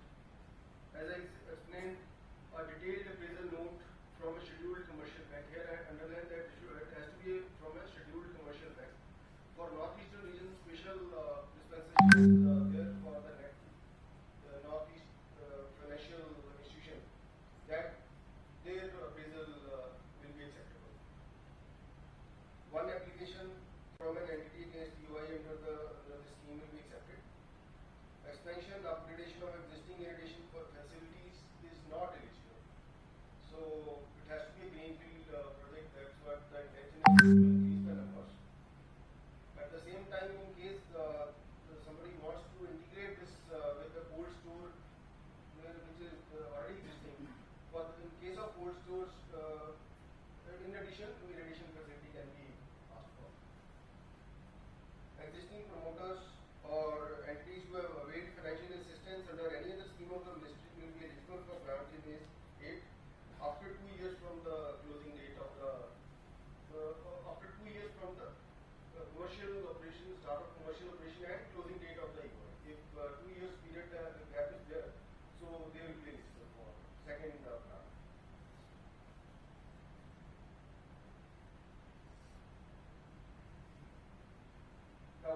ministry provides is, as I mentioned earlier, that the grant in aid will be 35% of eligible project cost in general area and 50% of eligible project cost in difficult area, as well as for projects of SC/ST, FPOs and self-help group categories. The ceiling remains 10 CR for these projects. The grant is released as per the scheme in 3 equal installments, and the installment is post expenditure basis. The promoters, they have to spend 1/3 upfront, and then they come back to us for the release of first installment. Similarly, 60% and then remaining in the third installment.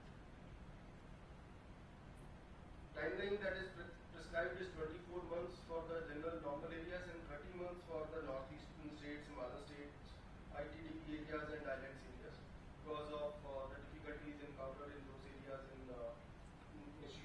instituting and project. Now this, I think this information, you will be much more aware than me on these things. These are the units which have been quoted by the Ministry of Food Processing Industries. Total, as per the data, we sourced this data from BRIT. There are 34 food irrigation units and 16 have been supported by the MOFPI grant. 9 are operational out of this. I'm saying out of 16, 9 are operational. So the scope is immense. There's a lot of scope to expand these facilities, and that's why the scheme. And majorly commodities which are being irrigated are mangoes. We were talking about mangoes this morning, but there are others as well which are being done. There's just a list of 16 irrigation units that have been supported by the MOFPI. What is found is that many of the states, they are not represented in this list. And these are the important stakeholders in this entire process. We as Ministry of Course are there, but then we have the ERP, very well represented here to provide the site inspections and approvals and clearances. And BRIT, the CE is here for providing the source of irrigation, the command, radio meeting survey and others. This I'm mentioning these because for the information of larger audience, so that they are aware that they have to come and they have to have an interface with all these organizations to get their projects set up. Then BARC, obviously without them, so we can't move. Then is for EB Services Rana Amana Center for Advanced Technology Department, again institution of BAE. Banks, as I mentioned, very important component to provide financial assistance and term loans and support and appraise the projects. Last is very important because as a ministry, our resources are very limited. So for efficient implementation of projects and schemes, we generally onboard a project management agency, and that's a professional agency which helps us in appraising the applications and seeing those applications. And that is any professional agency is hired by following an open bidding and RFP process. So we have already onboarded. I'm very happy to announce that we have already onboarded the Grand Thornton Bharat LLP as our project management agency for these 50 irrigation units. And the representatives of our GT are available today with us physically here in this hall.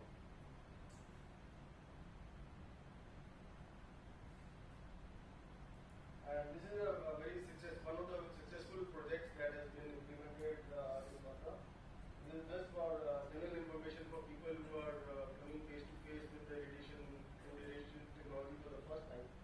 So this is Solar Industries, Batra. It's a gamma irrigation facility designed by MS Bengal, and grant of 7.26 crore was provided by the ministry, and they have been successfully operating and is equipped with cold stores, modern public testing for horticulture and finance. These are the common facilities with common communities which are being irrigated in this facility. So these are a few of the highlights what we have been discussing since morning. The mangoes has been a great success story. BRC mentioned that there's still few more varieties which we're still not able to export, especially through the sea route, which makes our exports much more cost competitive in the landing markets. Yeah, with this, I close my presentation, and I believe you will have many questions. Whichever way you like, we have a dedicated question session for after these presentations. So you can hold back your questions. We can discuss, take all the questions at that time, and first finish with presentations. Please, thank you all for your patience.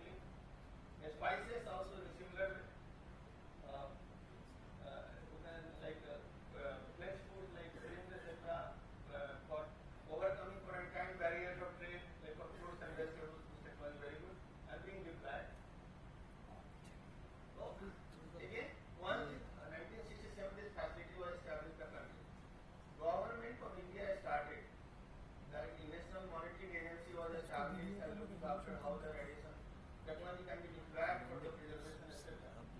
And that initially they gave 1994 approval for very few commodities. But to as on today, as far the regulation is concerned, Government of India has given class-based approval. Almost all food commodity, whatever you can think of, will come from one or other class and can be subjected to radiation. So just to list some of them, like onion, potato, different other fruits and vegetables, cereals, pulses, their milk products like atta, ration, whatever, nuts, oils, dry fruits,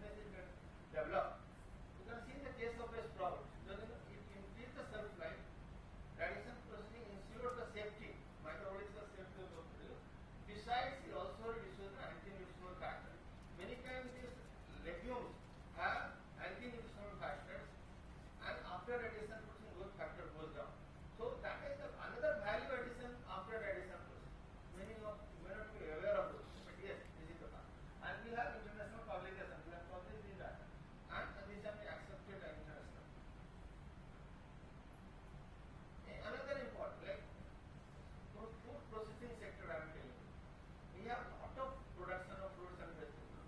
What is the percentage of processing do we do? Hardly 2.5%, 3% of. US has processing of around 15 to 16%. So and processing does lot of value addition to the produce.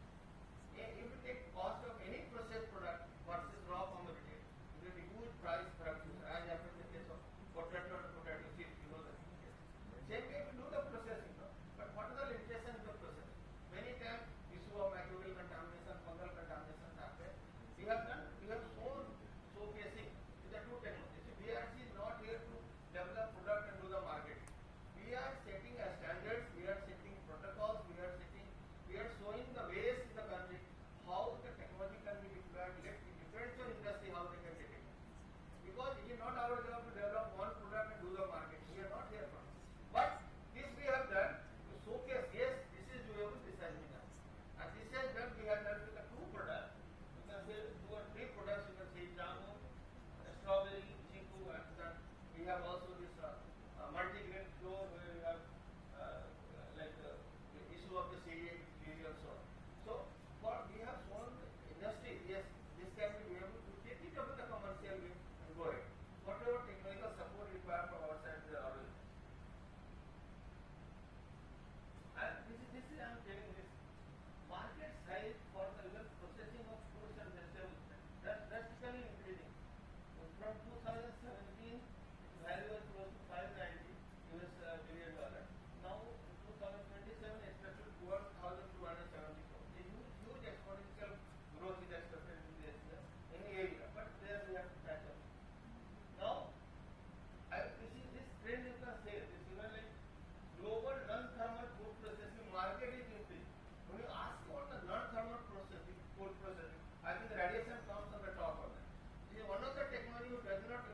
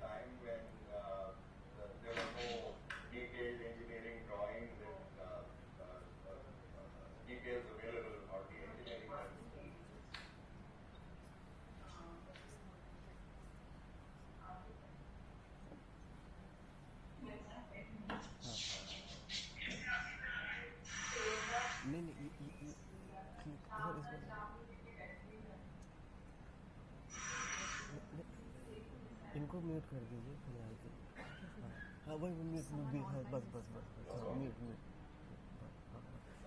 Okay हाँ नहीं sir it's Right, pardon the interruption.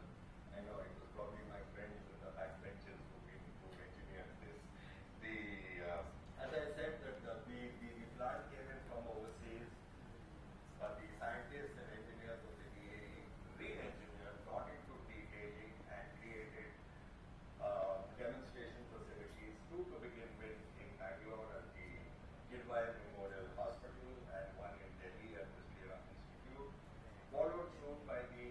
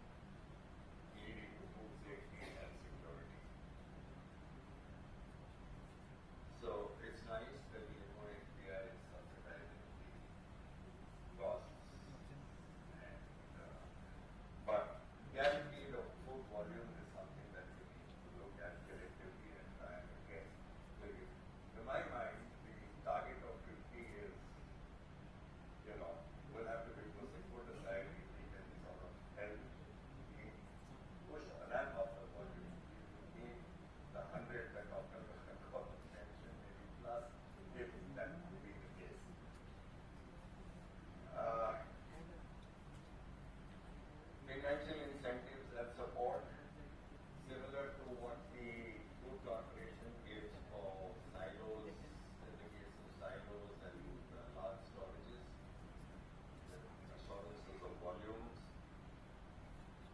And I believe these would be necessary for ensuring that food irrigation also becomes commercially successful and grows to the extent that we all desire. There has to be this integrated approach where all of us get together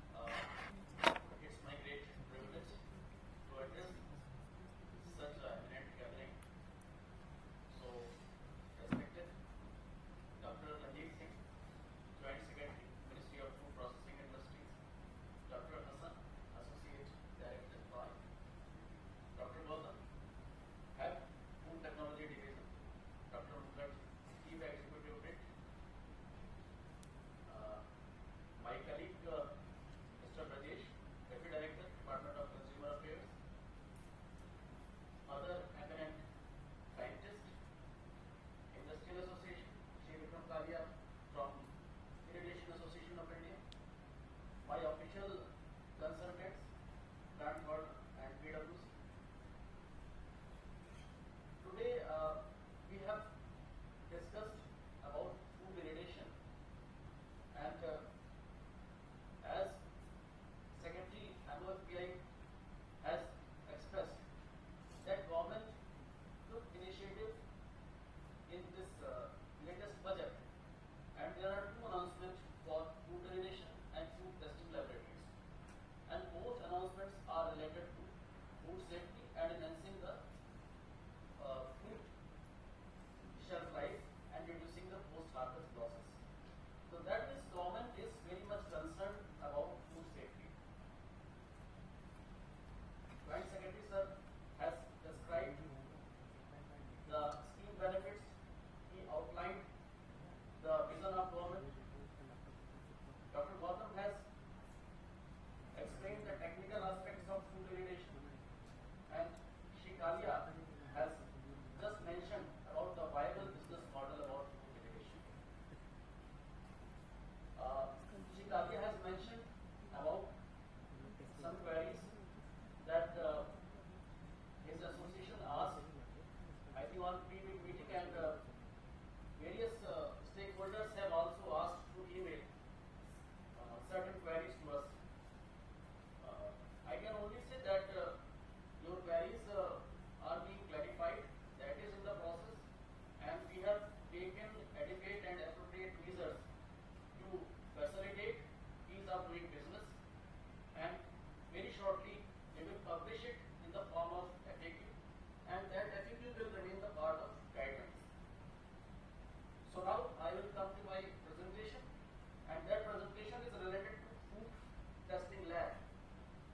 We have a separate scheme for it, and its official name is Food Safety Quality Assurance Infrastructure, and its popular name is Food Testing Lab Scheme. It is a sub-scheme of Pradhan Mantri Kisan Sampada Yojana. But before coming to scheme, we will just brief about the regulation. Food Safety and Standard Act 2006. It was enacted in 2006. It is an act to consolidate the laws relating to food and to establish the Food Safety and Standard Authority of India for laying down science-based standards for articles of food and to regulate the entire food chain, that is from manufacturing, storage, distribution, retail, sale and import, just to ensure availability of safe and quality food to consumers. And in this act, section 43 is very significant. What it says the food authority may notify food laboratories and research institutions accredited by NABL for the purpose of carrying out analysis of samples by the food analyst. Now I come to some statistics. Let us do some statistics just to assess demand supply. The total number of districts in India is 806. This figure is variable, but I checked it. It is 806, almost 800. Total number of active food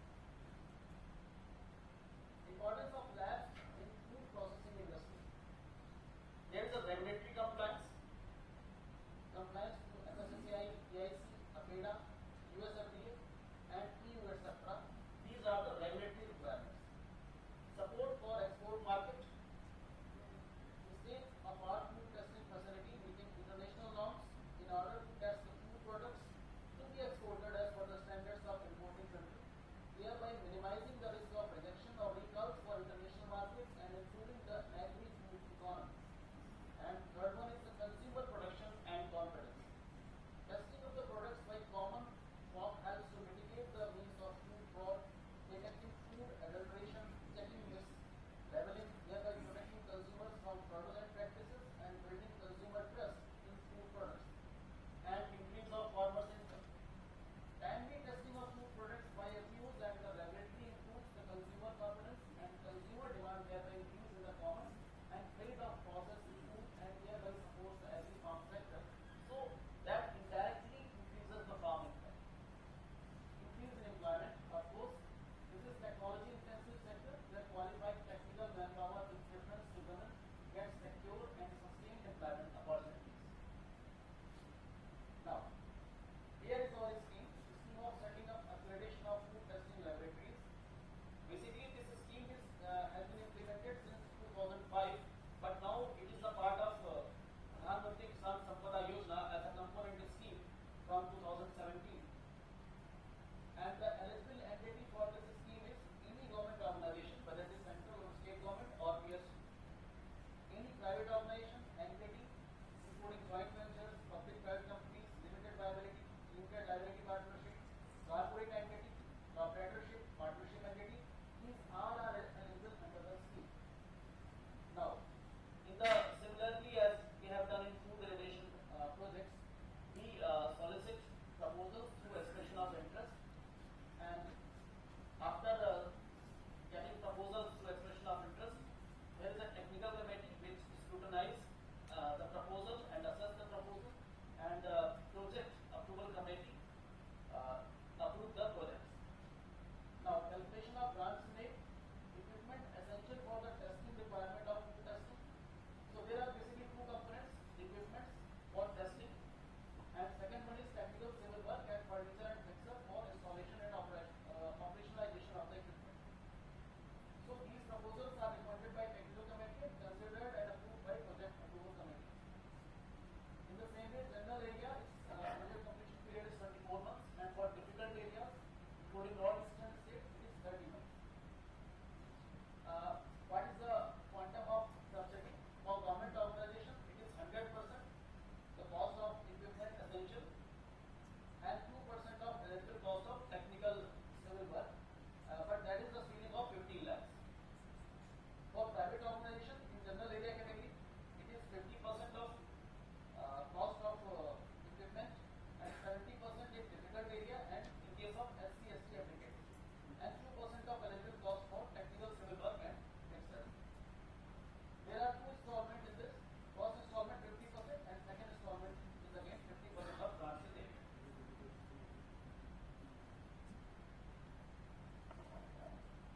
Objectives of the scheme: analyzing the samples received from processing industries and other stakeholders, reducing the time taken for analysis of samples by reducing transportation time of samples. As I said earlier, that we have more number of labs, so transportation time will be reduced. Ensuring compliance with international and domestic standards on food in case of exports as well as imports. Establishing a surveillance system for monitoring the quality and composition of food. So this is the progress of our scheme. So far we have supported 207 facilities, 207 labs in the country. Out of these 207, 161 labs have been completed and operationalized. 46 are under operation, under implementation, and 515.67 crores grants in aid has been approved. Out of this approved grants in aid, we have released 317.42 crores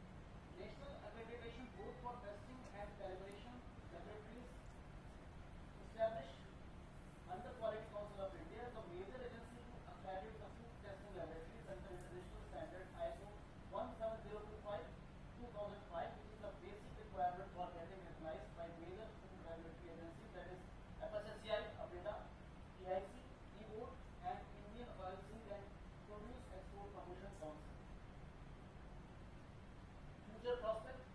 This is the sunrise sector. There is an announcement of 100 food testing laboratories.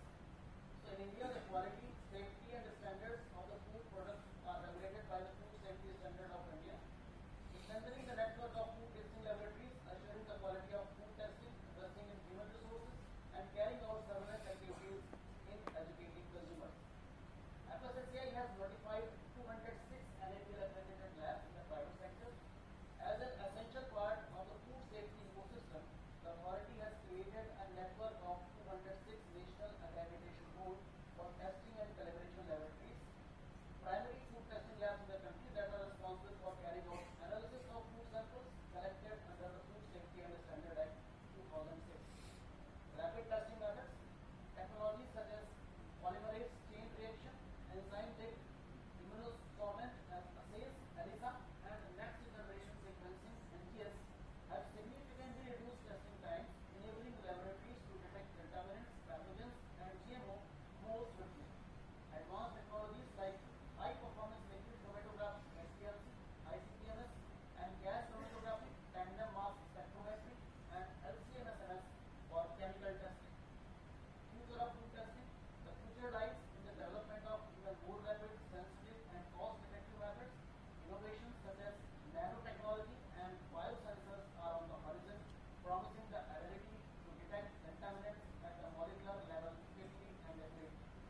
So I have already mentioned, we are coming with a second budget announcement very shortly, and this announcement is for 100 food testing labs. So we will likely to upload, solicit expression of interest for 100 food testing labs. So I hope with the cooperation of all the stakeholders, including industrial associations, food laboratories, we will achieve soon, and we will add this 100 food testing labs in our already food testing laboratories infrastructure. Thank you.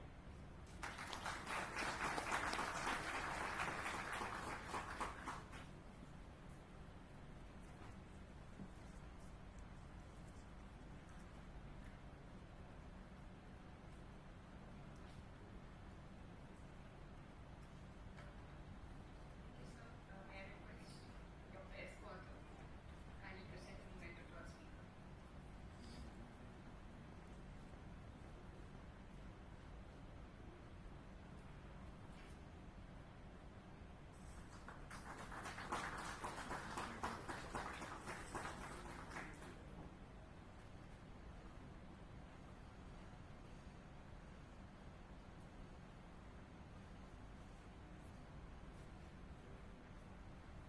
Next talk in this line will be by Dr. D.C. Carr, outstanding scientist and head, Division of Remote Handling and Robotics, on the topic Challenges for High Capacity Food Irradiation Testing.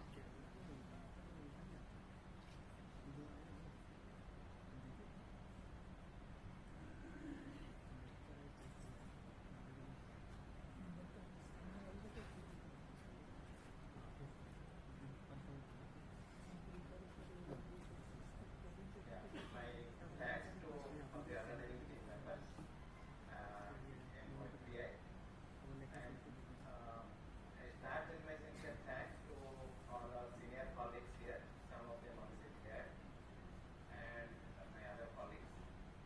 So it is not any forum, it is a distinguished forum where all the stalwarts from industry, without sharing we cannot move anymore. And the other, whether it is in government or areas other government institute. So it is really my pleasure to place my views on this particular aspect. The intention is to seek the opinion of all the stakeholders, particularly from our industry colleagues. Whatever probably I am pointing out here, some of them may be significant, some of them according to them may not be say so serious. So together we are hopeful to down say maybe after a couple of years we can have some really huge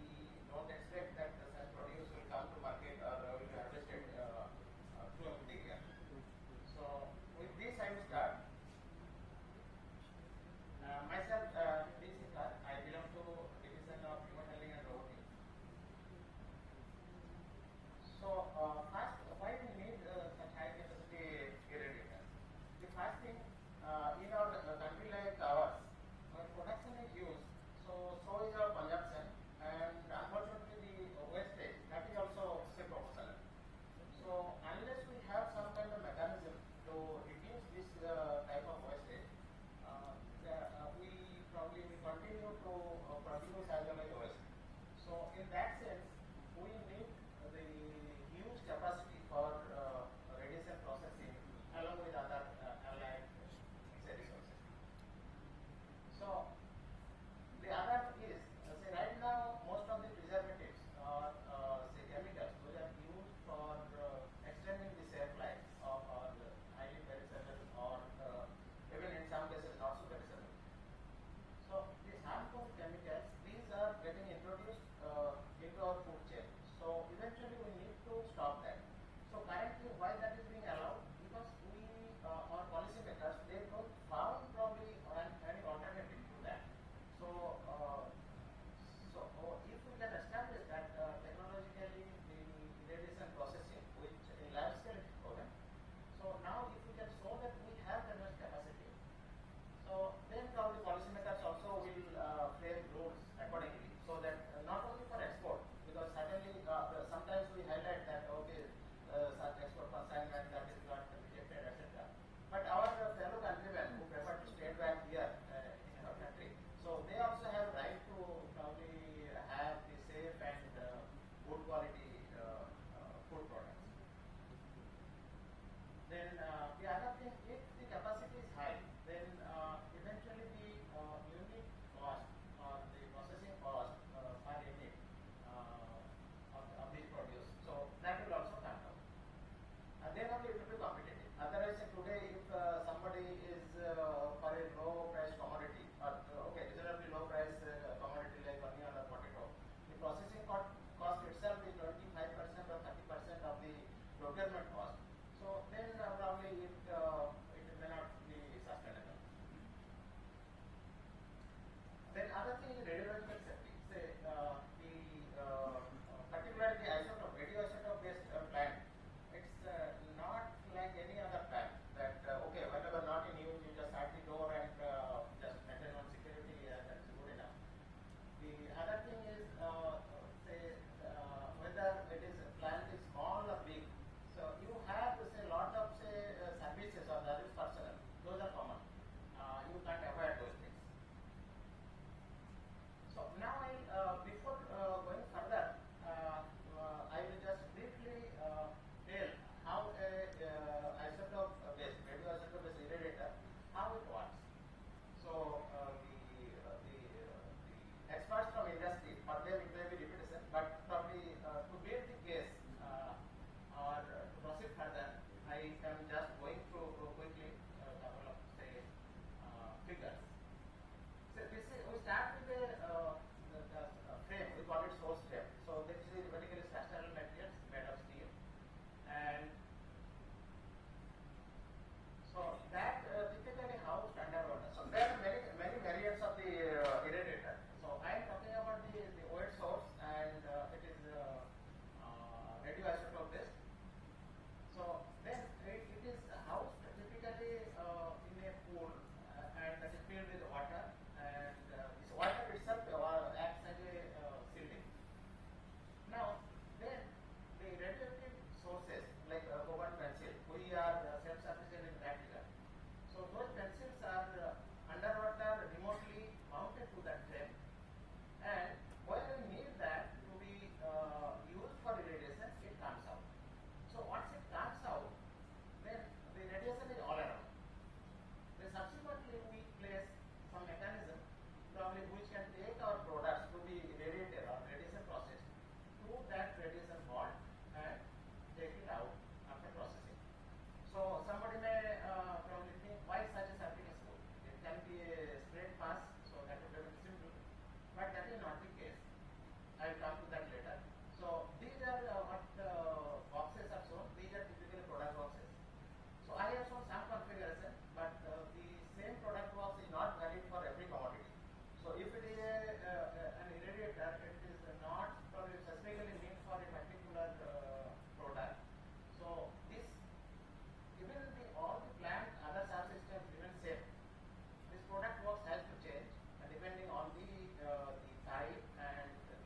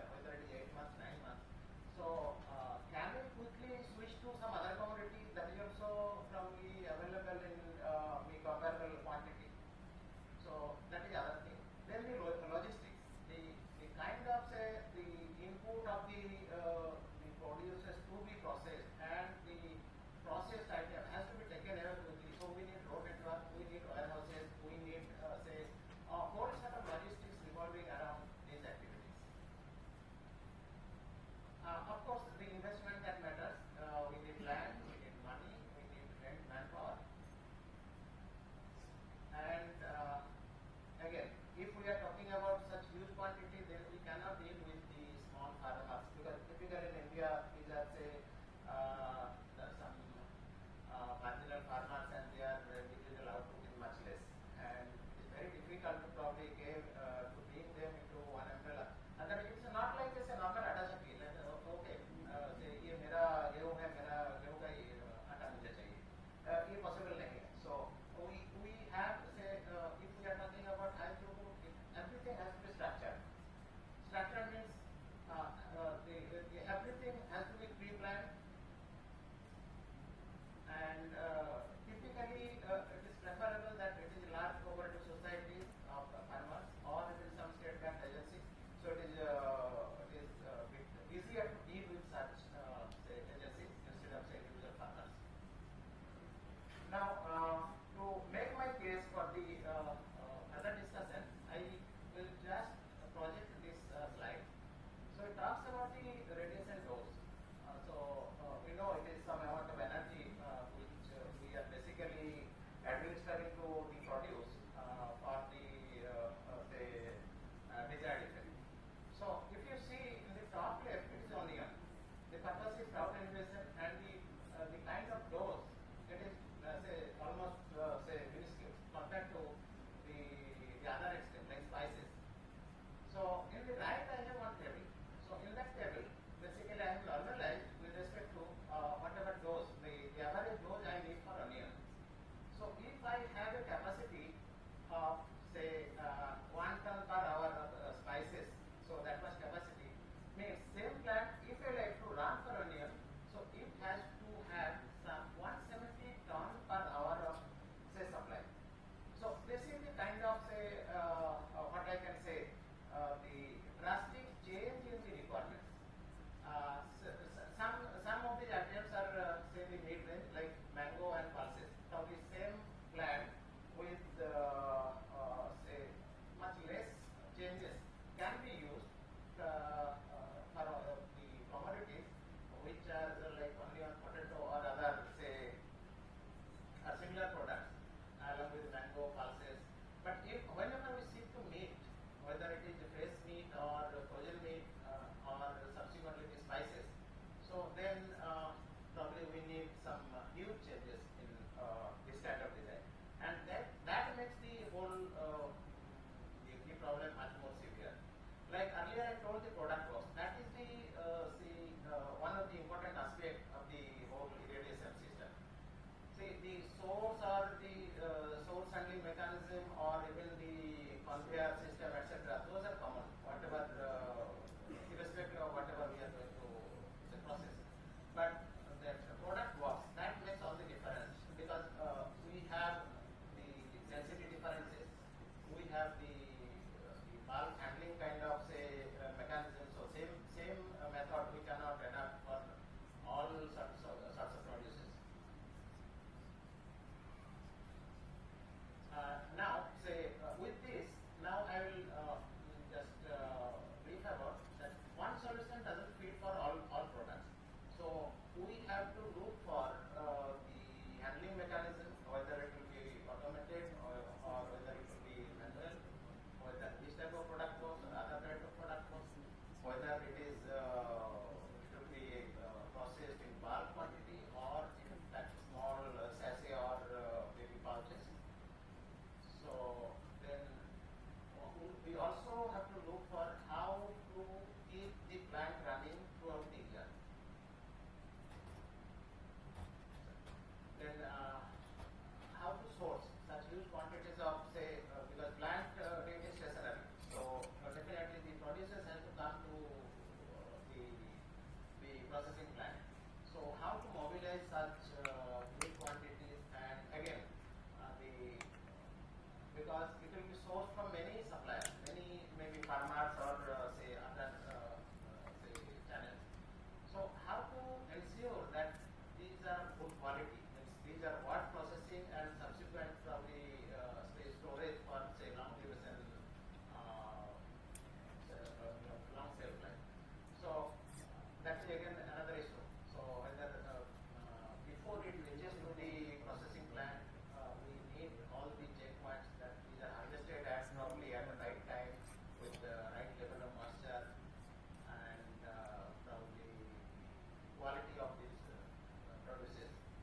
then after that, it's not that within radiation process अभी किधर भी छोड़ दो ठीक रहेगा. So we have to be careful. Means even after radiation process, we need the kind of environment it needs for the life extension or degradation.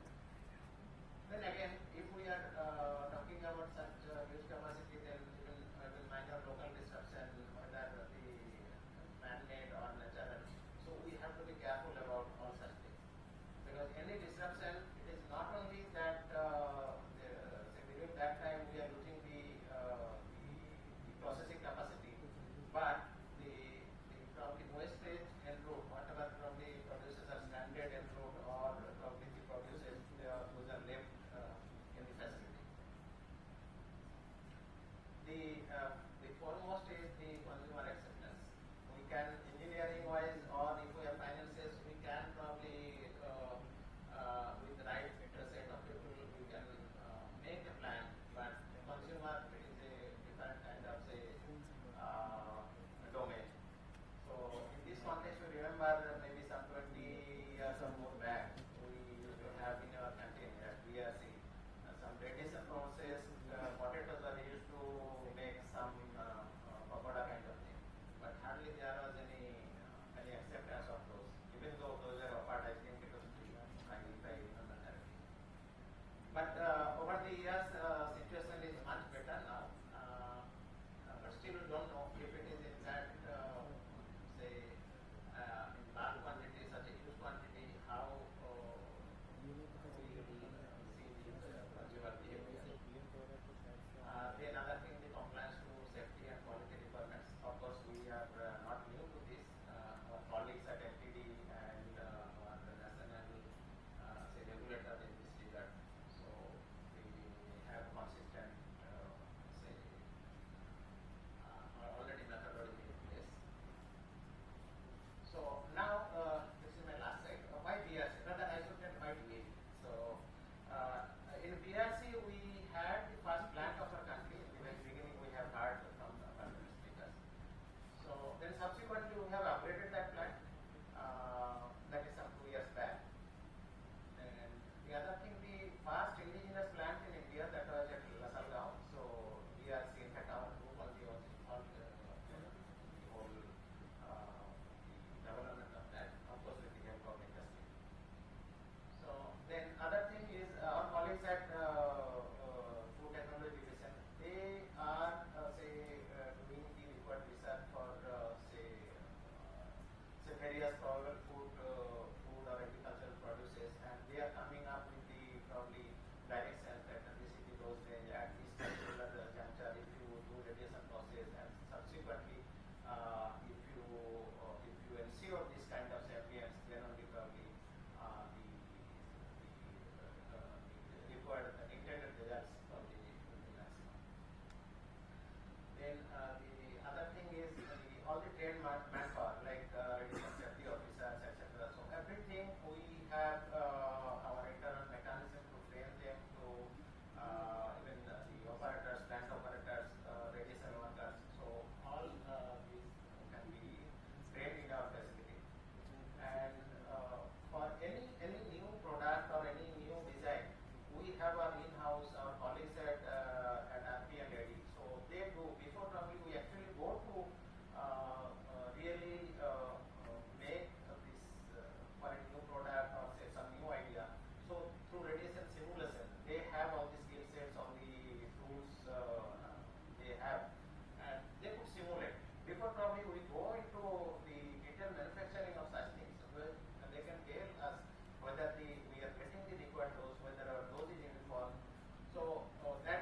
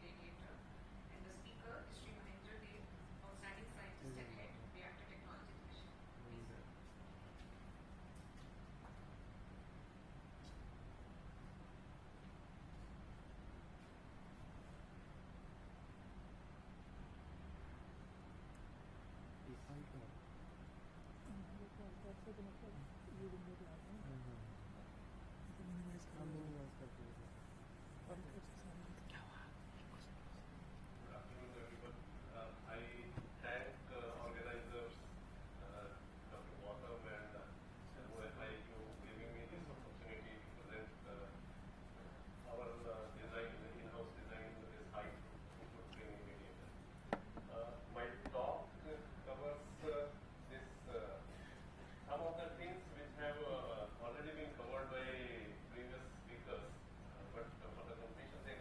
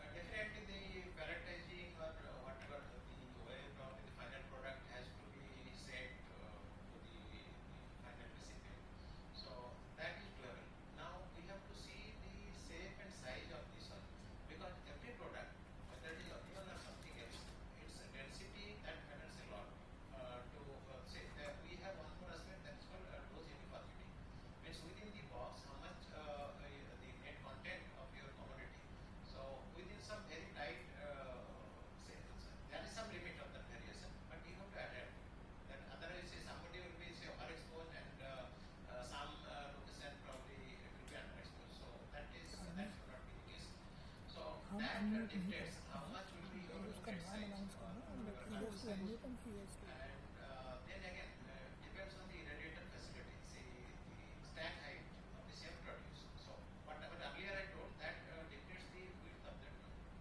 So that left and right, both way we are giving radiation, and the central portion we are receiving that. The central that is getting the least now. So the stack height also it will depend upon the irradiator, how the source is distributed in the source plane. So it is not a very simple case.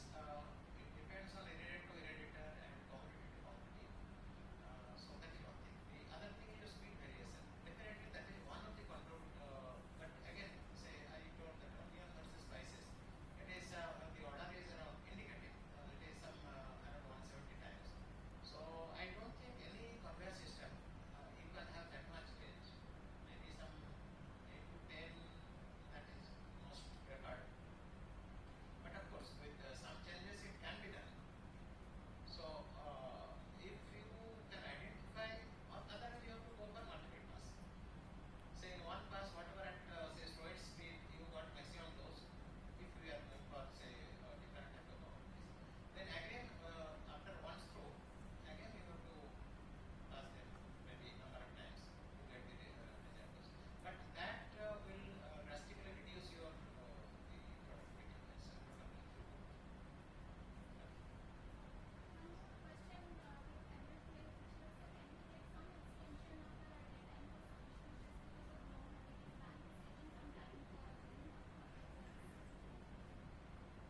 Thank you very much, and I can't assure, but yes, we will make an effort for that.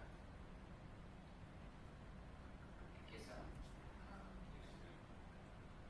Just add, if you're making a new irradiation facility, it is important for you to lay out the products that you wish to irradiate and then optimize the design of the facility at initio, right in the beginning. Okay, give you a wide range, so that's important. You can always sit with experts to do that. I have small suggestions like ministry because we are thinking of integrating cold chain as well as the irradiation plant. So there I want to suggest like we have a logistic problem for many of the commodities. Like for example, grain. The problem is like taking grain from farmer to the irradiator again to the some consumer. It takes lot of logistic and expenses is lot. So what I was thinking, like we can have warehouses which are integrated with this kind of facility. Nowadays, like you have Japanese technology like Daifuku and all, they have much more advanced logistic technology where the lesser space you can store a lot of grain. So, but existing facilities which FCI has, they are more for the fumigation and they are open, they are not rodent free. So those kind of warehouses are not suitable to store the grains after irradiation. So my suggestion, like those who can come across, like or come forward for this technology or install their warehouses at the site of irradiation, they should be encouraged more so that the grain irradiation problem can be much more solved or at lesser expenses. So like you will have Godrej also, which are into this logistics where the lesser space you can and more of they require lesser labor also. So labor cost is more in handling of this. So everything is automation. Like you can pelletize with the automation everything. So those can be integrated along with the radiation facility. That is how we can have this in the next time. Thank you very much. And we thought on these lines when we said, okay, we'll permit integrated facilities here. Even the present expression of interest also permits integrated facilities. And as Mr. Kalyadi had mentioned that the facilities have to reach to the clusters of the production centers or the consumption centers so that the long distance logistics cost they get avoided. So it is basically also determined largely by the business model and the entrepreneur where he or she would like to go and set up the facility. She mentioned about near the ports. Very good where it is totally export oriented. You treat it and simply straight away it goes loaded into the containers and goes away. And that also controls the pest pathways. There was a question regarding can the produce can be stored in gunny bags or anywhere. I think it has been answered well. I would only like to add that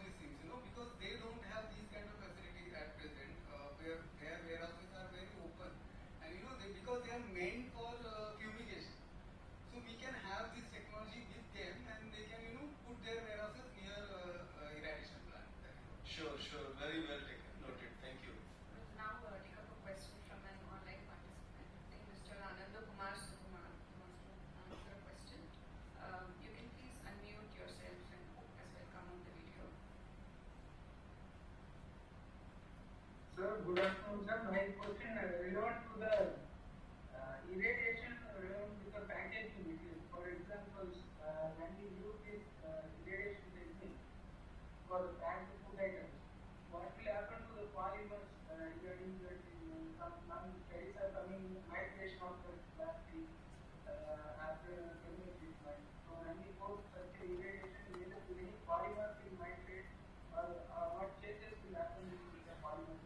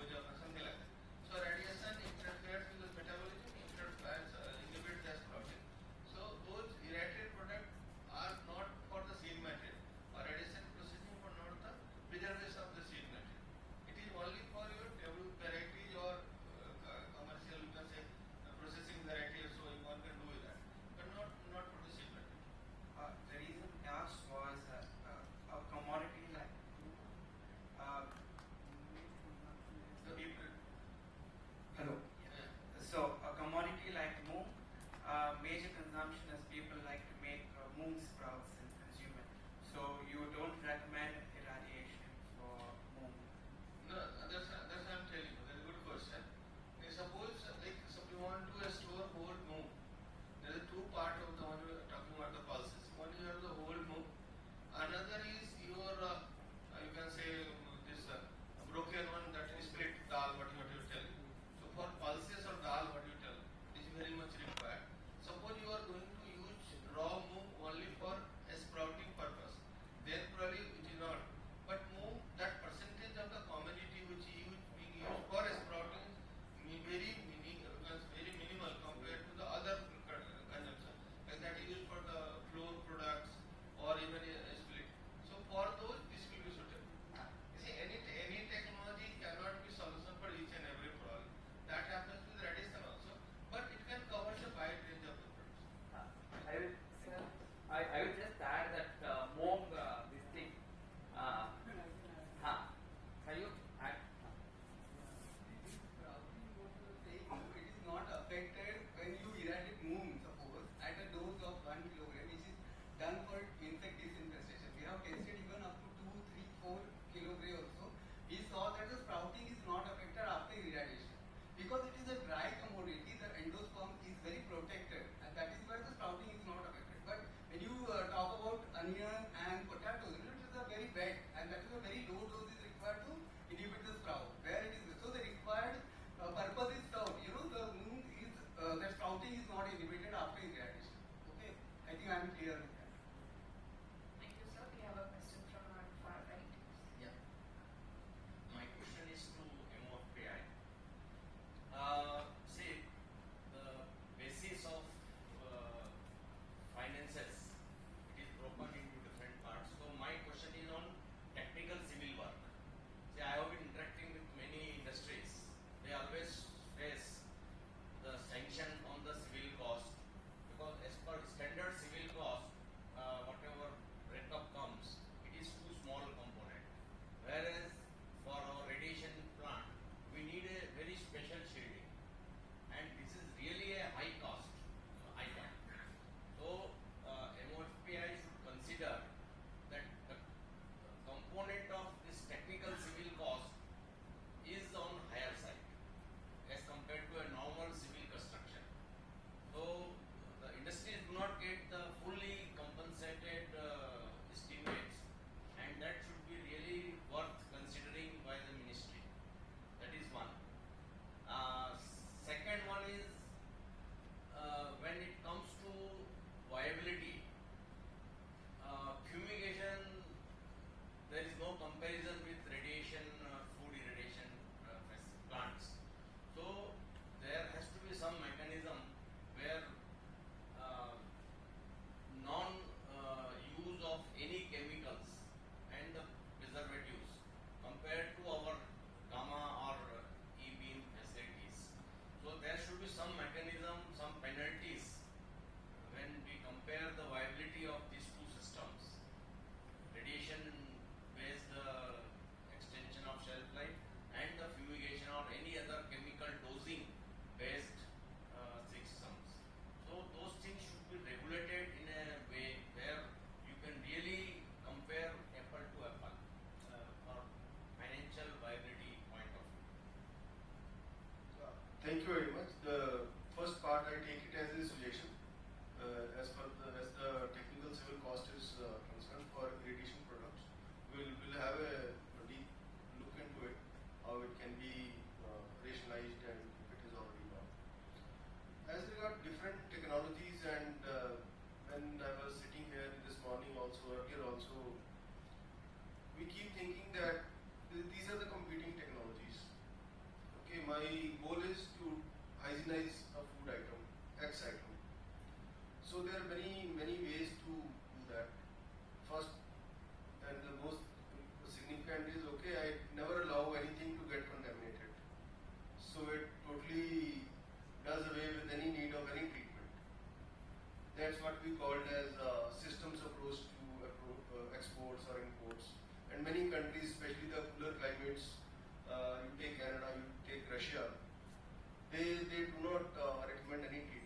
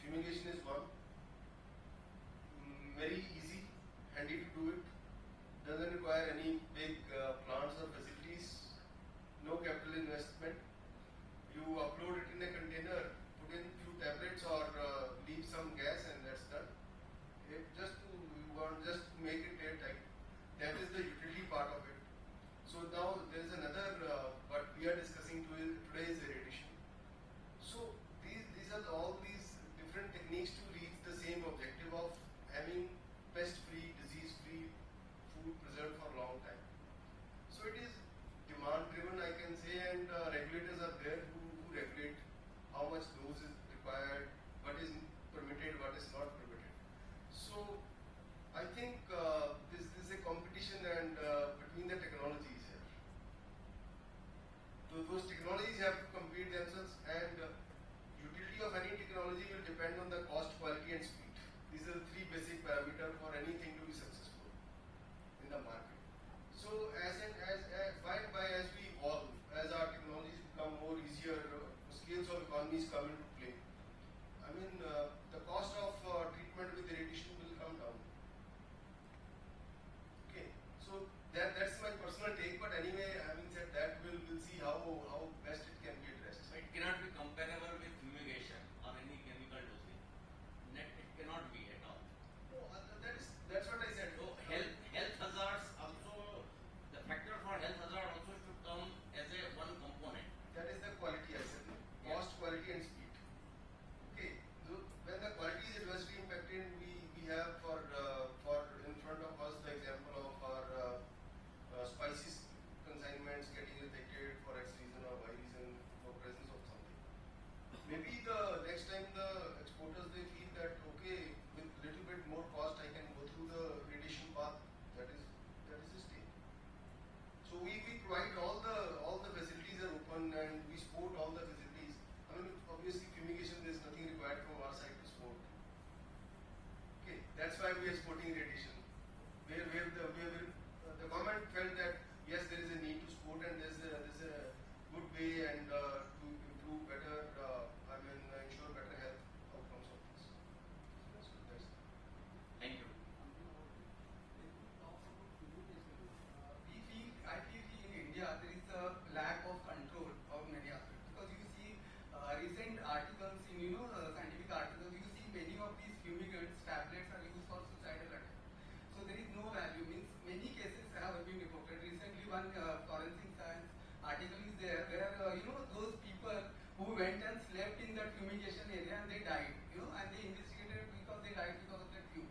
So there is no much regulation on fumigation. But when you see irradiation, it is highly regulated. Everything is controlled. So these policies can be made in such a way that these can be well regulated, because and then only they can be controlled well.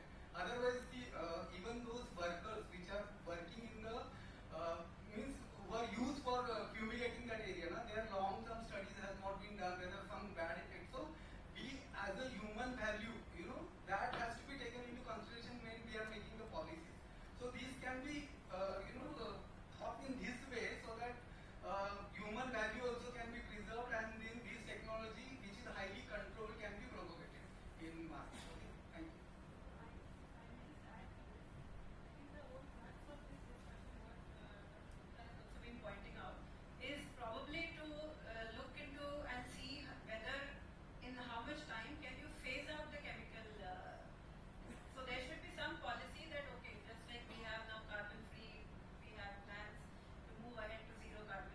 Similarly, in this case, we say that in the next 10 years or 15 years, slowly, step by step, we want to phase out the chemical disinfectants and probably go only for this. So that is one way of promoting people to go for this irradiation rather than the chemical pathways. Very rightly said, the impact assessment because of these chemical disinfectants is highly, very detrimental. So considering that, a policy for phasing out should be planned.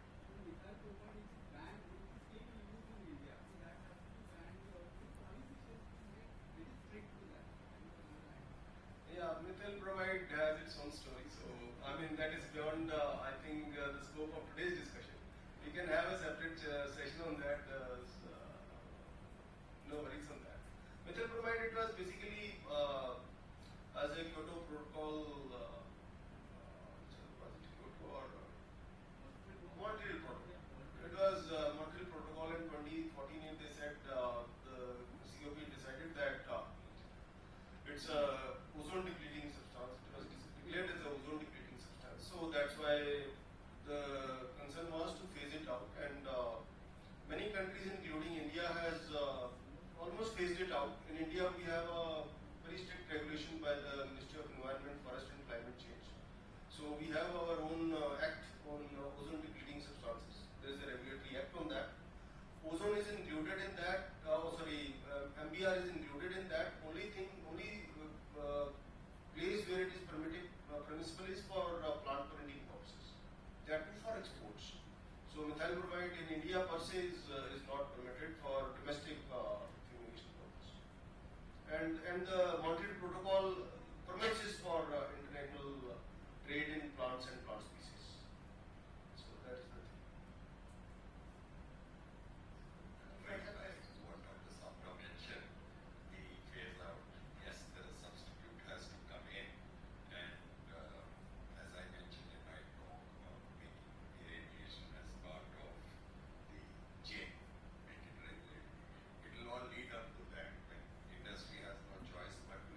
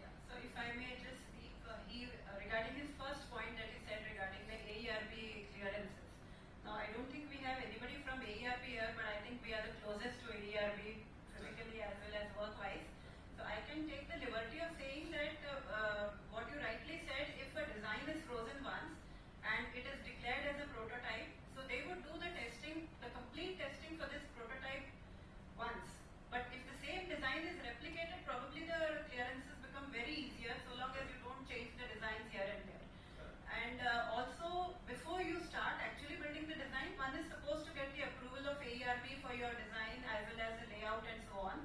So right at the design stage, if there are any, like, you know, it is communicated.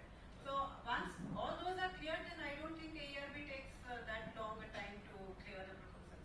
That is a good suggestion. I think all those are interested, they can think of this. And I think that's why we have called all the stakeholders, like from manufacturer to the users, industry people who have experience. So like you all can share the, and whatever best possible, we will try to do it. There was one question by Sir. Actually, this question is to MOFPI, and I am taking a lead from Dr. Kur's one slide. He had mentioned that acceptance of the people for this radiated food. So my suggestion, of course, this piece we had discussed it with the FSSI and all that. This Rodura symbol should be taken, should be promoted by MOFPI as a symbol of quality, so that people can pay the higher value against the chemically treated products. So see, there has to be some value addition. So the Rodura symbol, any product having a symbol, people should be rest assured, yes, this is a quality product. So something like that should be encouraged to the consumers. As long as there is a symbol, it's a quality product. It is like gold hallmark. So something like that can be planned. Yeah, thank you very much. I mean, we had discussions on this also. How can we take the lead, and how can, basically it's awareness amongst the people, amongst the consumers.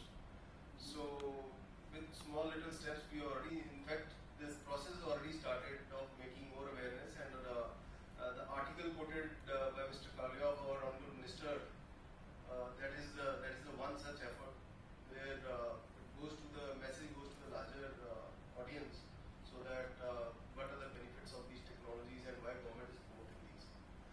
We are having a big mega food event, that is the World Food India, from 19th to 22nd of September in New Delhi, and I expect many of you to be there.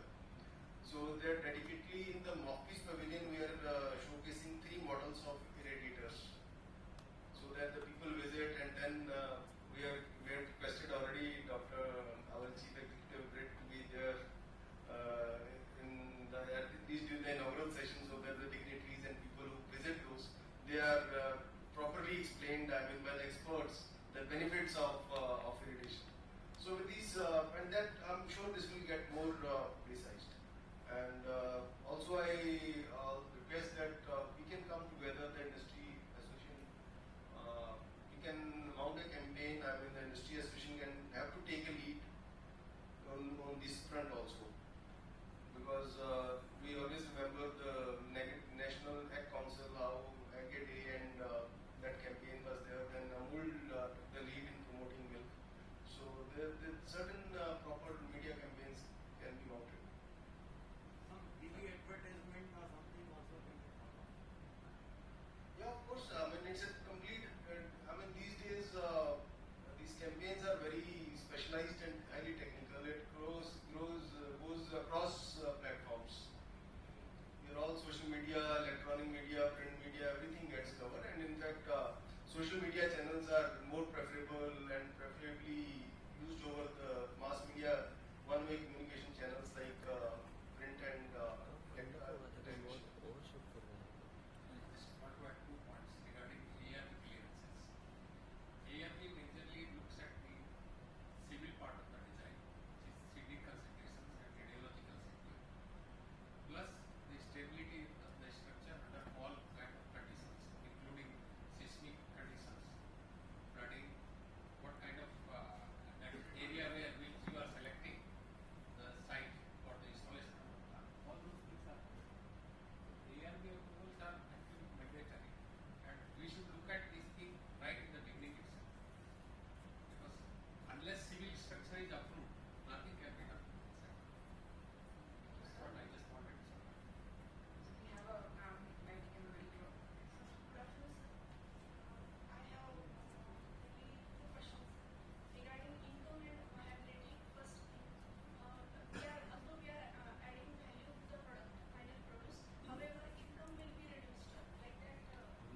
चाहिए तो उनको लगेगा हमको ले लो भैया ले लो एक ही बंदा ₹40 kg. After irradiation, we have given the price as ₹36 kg, and in news it is coming that it will be ₹5 per kg. Whether the projects will be banked? First question. Second question regarding raw material availability. For example, mango. Let us take it won't be available throughout the year. For example, onion won't be available throughout the year. In the rest of the period, the unit will be idle if it is not a multi-commodity. Multi-commodity right now is not viable. Rightly sir said. Yes.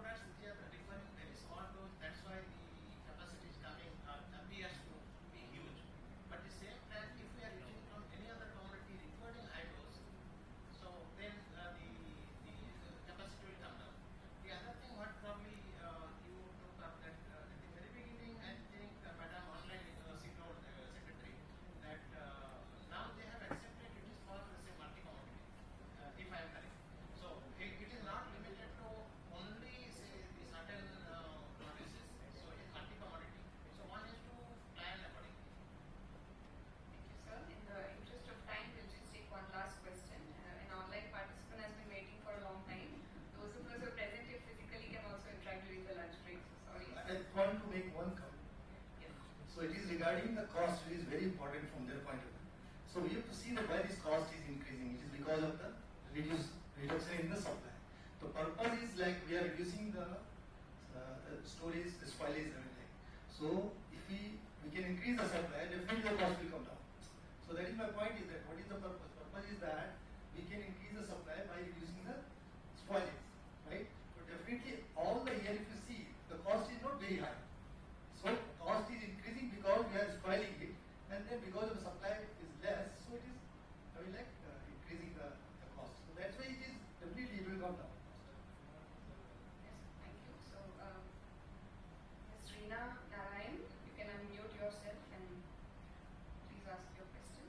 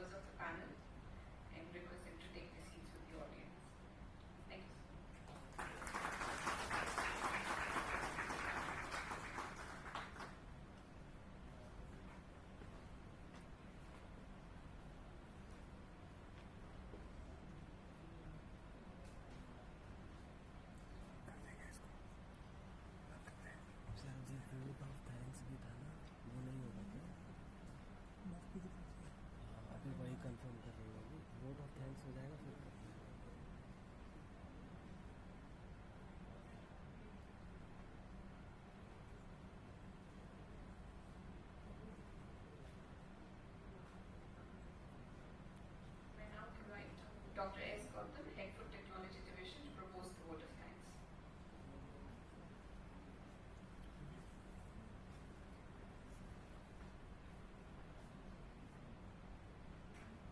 Good afternoon, all of you. This was really very, we are very pleased to have all of you here. Let me thank for accepting our invitation and attending the program with a very short notice. It is my duty to have a vote of thanks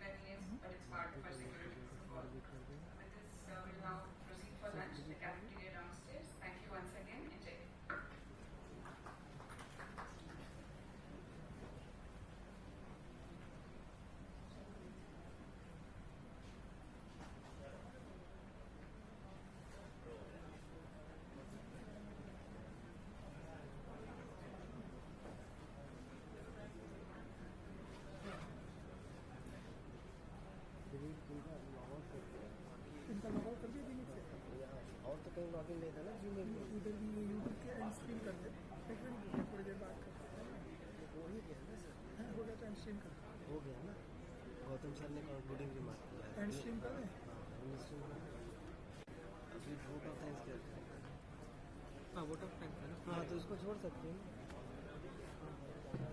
अभी एक काम करो